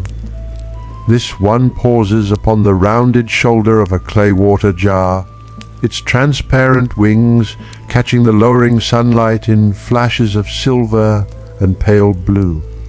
For several breaths it remains perfectly still, as though resting between two invisible journeys. The worker notices it while drinking. He waits. So does the insect. Neither disturbs the other. Then, as suddenly as it arrived, the tiny creature lifts effortlessly into the warm air and disappears toward the green valley below. Even the smallest visitors understand where water can be found. Far beneath the plateau, irrigation channels continue guiding the Nile's quiet generosity across waiting fields. The workers cannot see the water itself from here, yet signs of its presence rise everywhere around them. Bundles of fresh reeds carried toward workshops, papyrus cords drying beneath the sun, newly harvested grain arriving in woven sacks, mud bricks curing beside village walls. The river remains hidden, its work does not. The hauling line begins moving once again. The worker feels the familiar tightening through his legs before it reaches his shoulders. The ground beneath his sandals has become smoother now after countless journeys throughout the day. Fine limestone powder has settled into shallow footprints left by those who passed earlier, softening the path without hiding it. Many people believe roads are created by intention. Often they are created by repetition, the same choice, made quietly, again and again. A small lizard slips from beneath a warm stone near the edge of the path. Its movement is so quick that only the nearest workers notice. It pauses for an instant upon sunlit limestone, its tiny sides rising and falling with rapid breaths before it darts into another narrow crack where shade still lingers. Life has learned countless ways to live beside the desert. Some endures through strength, others through speed, others simply through knowing where the next patch of coolness waits. The worker smiles faintly, not because the lizard has done anything remarkable, because its brief appearance reminds him that the plateau belongs to more than people alone. The pyramid rises because of human hands.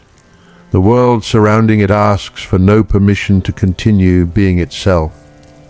Above, the sky has begun softening almost imperceptibly. Its deepest blue now carries the slightest hint of warmth toward the western horizon, though only someone who has spent many seasons beneath this sun might notice the change. The afternoon has started leaning gently toward evening, not with wariness, but with quiet certainty. Nothing resists the movement, not the wind, not the birds, not the workers, not even the stone. Everything continues forward with the same calm patience that carried the first light across the plateau many hours ago. Perhaps that is why this place feels strangely peaceful despite its endless labor. No one here is trying to outrun time. They are simply walking beside it. The long shadows begin their quiet return, not because the work has slowed, but because the sun has gently changed its conversation with the earth. What only a little while ago seemed fixed above the plateau now leans almost imperceptibly toward the western horizon. Light no longer falls straight upon the limestone.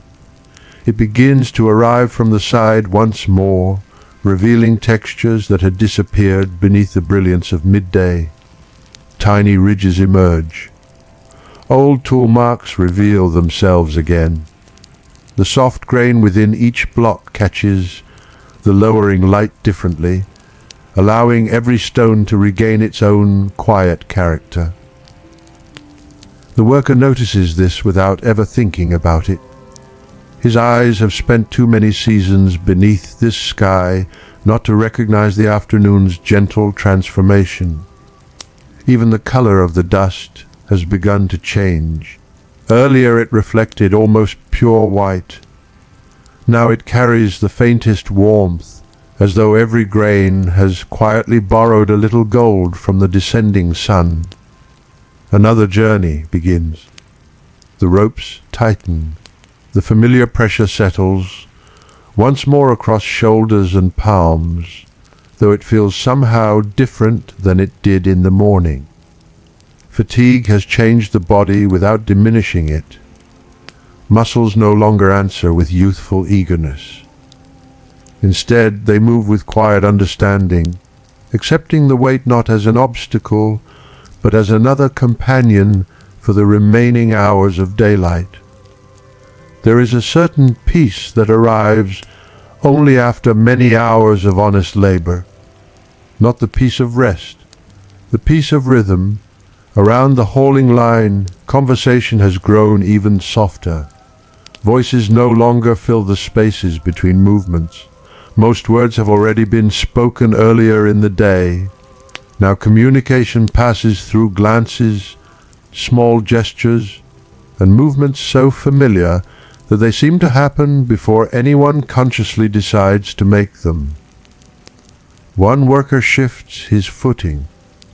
Another immediately adjusts the rope. Someone ahead slows slightly before the line becomes uneven. No instruction passes between them. Understanding has become instinct. The path itself carries the memory of every earlier crossing. The dampened sand has been pressed firm beneath countless runners until its surface appears almost polished. Along its edges lie scattered impressions left by sandals, donkey hooves, wooden levers, and clay jars briefly placed upon the ground before continuing elsewhere. If one could somehow raid these countless marks, perhaps an entire day could be understood without hearing a single word. A small cloud of pale dust rises behind another hauling team farther down the slope. The breeze catches it gently before spreading it thinly across the plateau. For a few moments sunlight pours through the drifting particles, transforming something ordinary into something almost luminous. Then the dust settles once more. Nothing seeks attention for very long here. Near the edge of the work site, one of the older masons pauses before a block that has already found its place. He does not examine its surface. Instead, he studies the shadow cast beneath its lower edge. The line remains clean, even, exactly as expected. Sometimes light reveals what touch cannot. Sometimes shadow becomes another measuring tool. He smiles quietly before moving on. The worker catches only a glimpse of the expression. It lasts no longer than the passing of a breeze. Yet satisfaction often lives in moments too small for history to remember. Beyond the plateau, afternoon has begun settling gently across the cultivated lands. The breeze carries a richer fragrance now, the scent of warm grain ready for harvest, moist earth lingering beside irrigation channels, the faint sweetness of date palms standing patiently above shaded ground. Though hidden by distance, these landscapes remain connected to every stone rising upon the plateau. Without fields, no bread. Without bread, no workers. Without workers, only silence. The river continues weaving these distant worlds together without ever asking to be seen. A line of ibis crosses the western sky. Their white bodies drift almost effortlessly above the green valley before turning together toward water hidden below the horizon. For a few breaths every neck stretches in the same graceful direction. No bird hurries another. The flock moves as though guided by something quieter than command. Watching them, the worker feels no need to stop. The birds continue. So does the rope. Perhaps the world has always contained many journeys, unfolding side by side, without interrupting one another. The unfinished pyramid has begun casting a noticeably broader shadow across the plateau. What was once a narrow refuge from the sun slowly widens with every passing moment. Workers moving near its base now enter brief islands of coolness before stepping once again into warm light. The difference lasts only seconds. Yet every step through shade feels unexpectedly generous. Stone, having gathered the sun's warmth all day, now begins offering a little protection from it. How curious that the same monument can serve both light and shadow without choosing between them. The worker reaches down to tighten the knot securing his sandal. The leather has softened through hours of heat. Its familiar smell rises briefly as he pulls the strap into place. Beside him another laborer quietly pours a handful of water over his own hands rather than drinking it.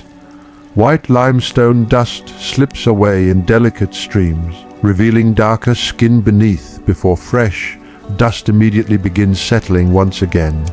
Cleanliness here is never permanent, nor is wariness. Both return, both depart, each according to the patient rhythm of another day.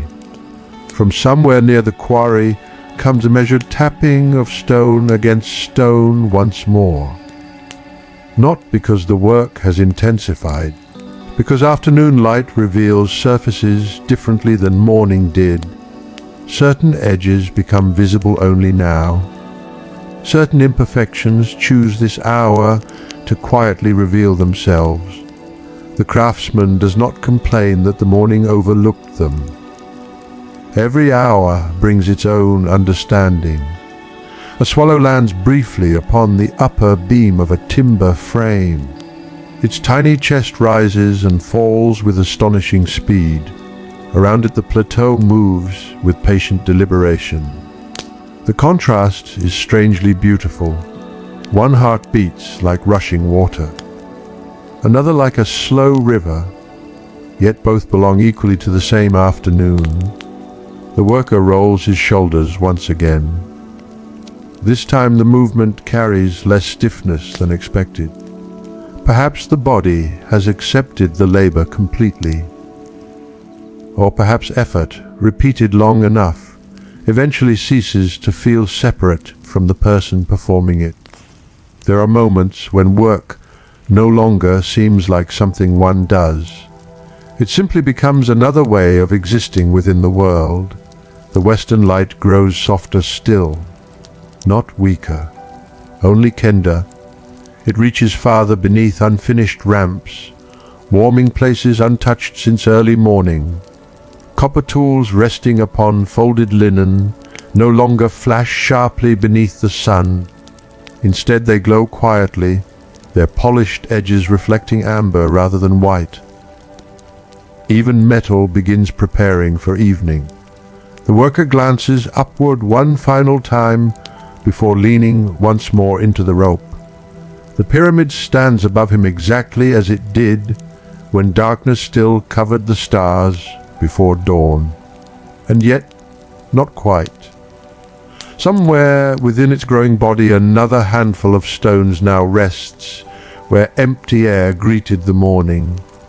The difference cannot be measured by the eye alone, only by time, and time, as always, keeps its own patient account. The western horizon continues, drawing the sunlight toward itself with a patience that no eye can fully perceive while watching. Yet everyone upon the plateau begins responding to it in small, almost invisible ways. The pace of each movement remains steady, but no longer carries the quiet expectation of an entire day still waiting ahead. Instead, every lifted stone, every tightened knot, every measured step seems gently aware that evening has already begun its long walk toward them. The warmth upon the limestone has changed once again. It is no longer the sharp heat that rose straight upward during the middle hours. Now the stone releases its warmth more slowly, almost gratefully, as though returning to the air everything the sun entrusted to it throughout the day. When the worker places his hand upon the broad face of a finished block, he feels neither coolness nor burning heat, only a deep, gentle warmth that seems to have settled far beneath the surface. The stone has been listening to the sun since dawn. Now it begins answering. The hauling line pauses beside another prepared course. Several masons move quietly around the waiting block, examining its position before the final effort begins. One crouches low enough for his eyes to meet the narrow seam between neighboring stones.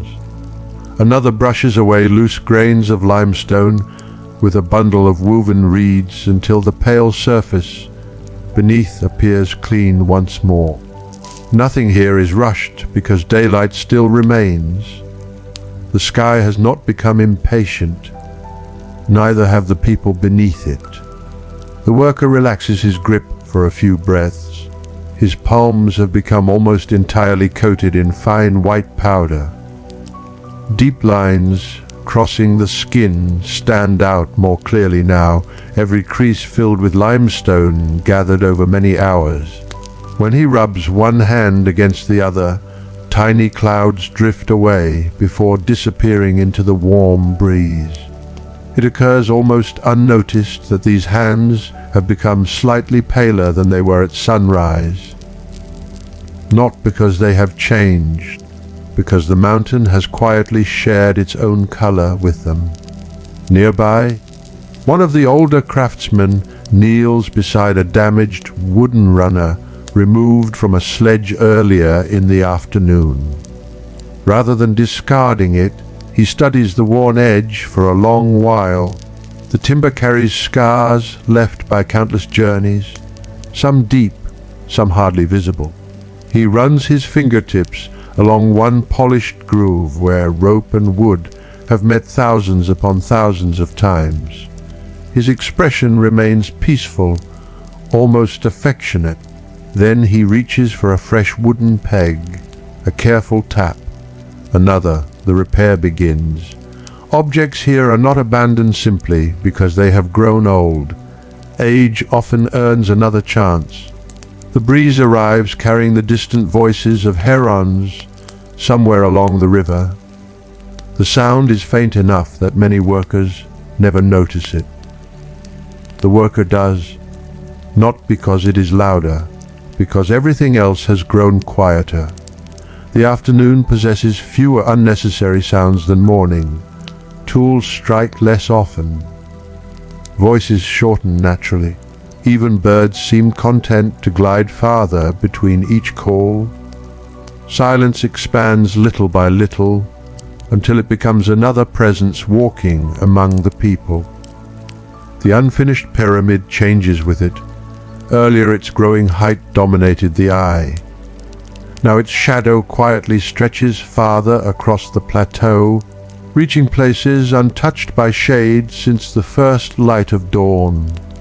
A line of stacked limestone suddenly finds relief from the sun. Clay jars that stood warming all afternoon now begin cooling almost imperceptibly beneath the advancing darkness cast by the monument itself. The pyramid gives back what it borrowed. A swallow sweeps once through the widening shadow before emerging again into warm sunlight. For the briefest instant its wings flash between darkness and gold.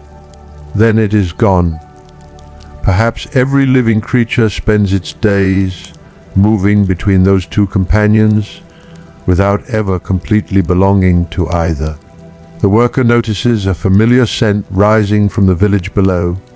Not fresh bread this time, cooked onions, a little garlic, warm grain. The evening meal has quietly begun preparing long before the workers themselves begin walking home.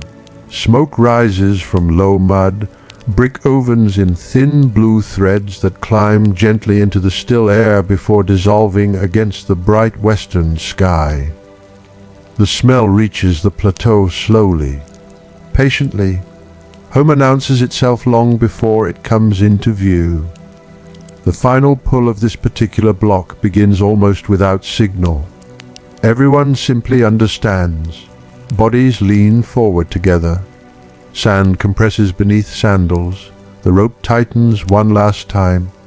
The sledge answers with its familiar wooden sigh before moving steadily toward its waiting place. There is no struggle now, only completion.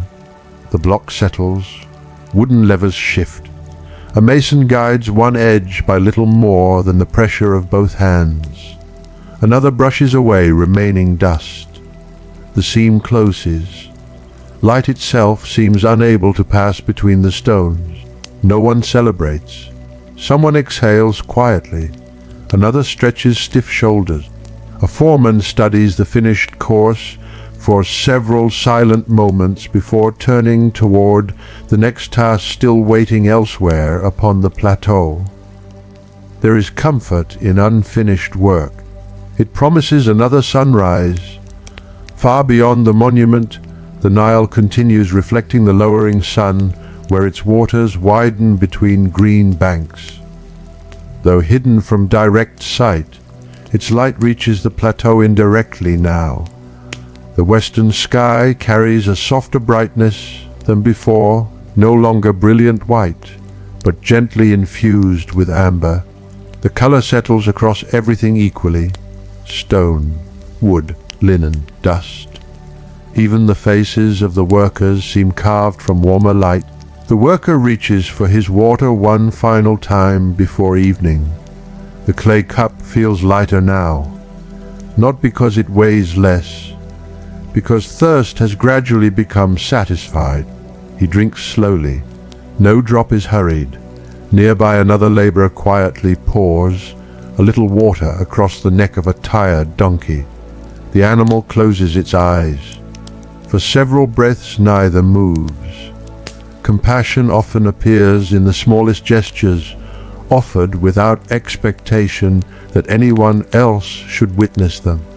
A young apprentice gathers worn copper chisels into a linen wrap before carrying them toward the workshops where they will once again meet sandstone and careful hands before another dawn arrives.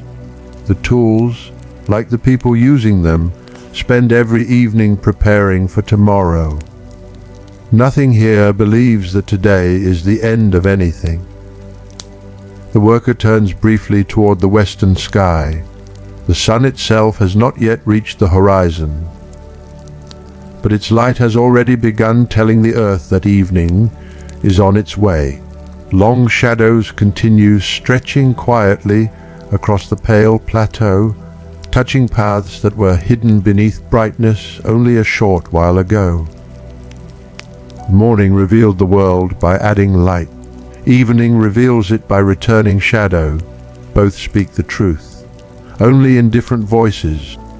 The silence remains beside him for a little while longer, as though the plateau itself is reluctant to disturb the gentle balance that the day has slowly created. Then, almost unnoticed, the first footsteps begin turning away from the unfinished pyramid.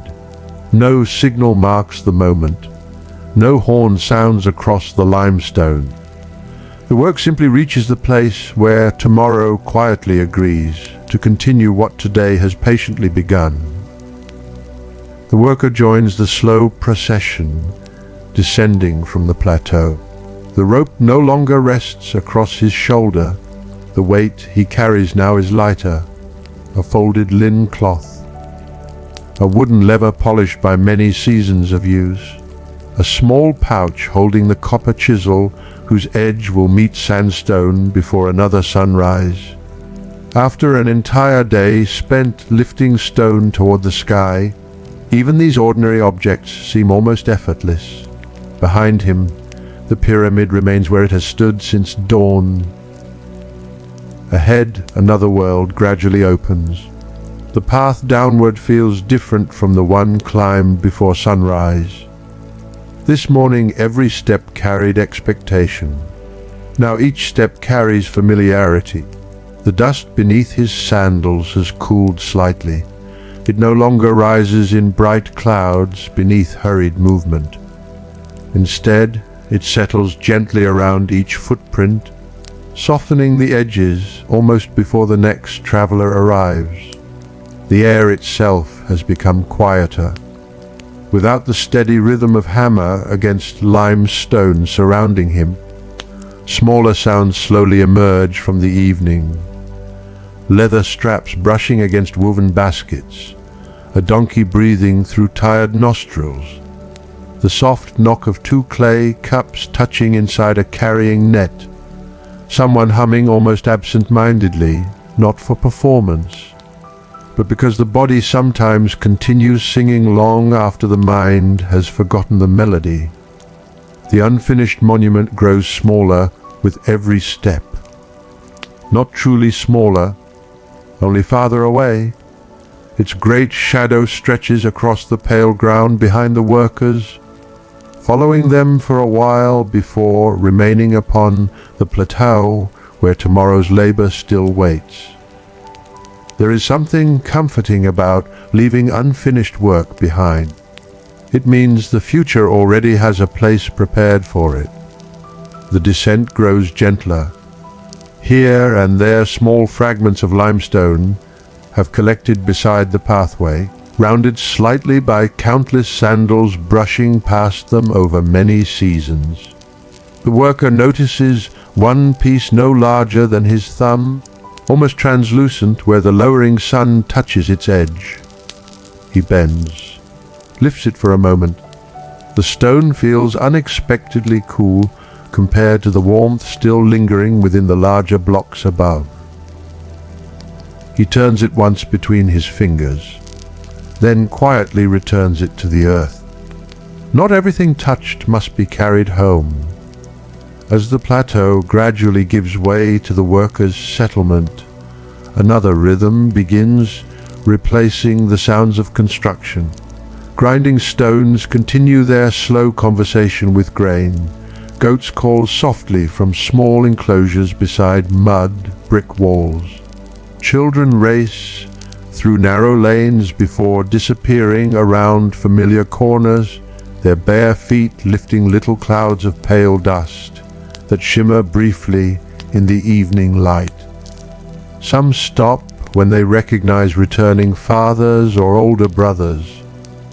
Others continue their games, trusting that home has already found its way back without needing to be watched. The worker passes beneath a simple wooden lintel marking the entrance to one of the wider lanes.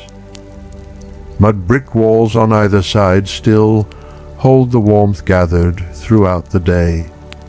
When his fingertips brush one absent-mindedly as he walks, the surface feels smooth in some places, rough in others where straw fibers remain visible beneath the clay. The houses seem to breathe. During daylight they quietly guarded coolness within thick walls. Now they begin releasing stored warmth into the evening air, making the narrow passages feel welcoming rather than cold. Thin ribbons of smoke drift upward from cooking fires. The smell has changed again. The sharper scent of onions has softened beneath the richer aroma of lentils slowly simmering in clay pots. Fresh bread rests inside woven baskets covered with linen to preserve its warmth. Someone stirs a pot using a smooth wooden spoon darkened by years of careful use. Nearby, barley beer is poured into waiting cups, whose rounded rims have been polished by countless hands. Nothing here appears luxurious. Everything appears sufficient. Perhaps peace often begins where sufficiency is quietly understood. The worker reaches the doorway of his family's dwelling. The entrance is low enough that he naturally bows his head before stepping inside. Not as an act of ceremony, simply because the house asks him to. Within the cool interior, daylight enters only in softened fragments. It falls across reed mats carefully arranged upon the packed earth floor. Clay vessels rest against the wall exactly where they stood this morning. A woven basket hangs safely beyond the reach of curious animals. Nothing has changed. Everything has changed. His children have grown through another day. His wife has worked through another day. The pyramid has risen through another day. The sun has crossed the heavens through another day. He sets the wooden lever quietly against the wall. The copper chisel follows. The linen cloth is folded with familiar hands before being laid beside tomorrow's sandals. Objects return to their places just as birds return to reeds along the Nile each evening. Routine, repeated with care, slowly becomes another form of comfort.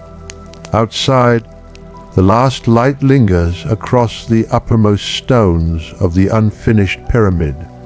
From the village it appears almost unreal now, glowing softly above the darkening desert, like a pale hill remembering the day a little longer than everything surrounding it. Soon even that brightness will fade, but not yet. The first evening star waits patiently beyond the deepening blue, still hidden from human eyes by the final traces of sunlight. It has watched this worker since childhood. It watched his father before him, long after every hand now resting within these mud, brick walls has returned to the earth.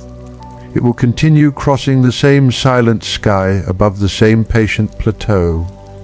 The worker accepts a piece of warm bread. He tears it slowly.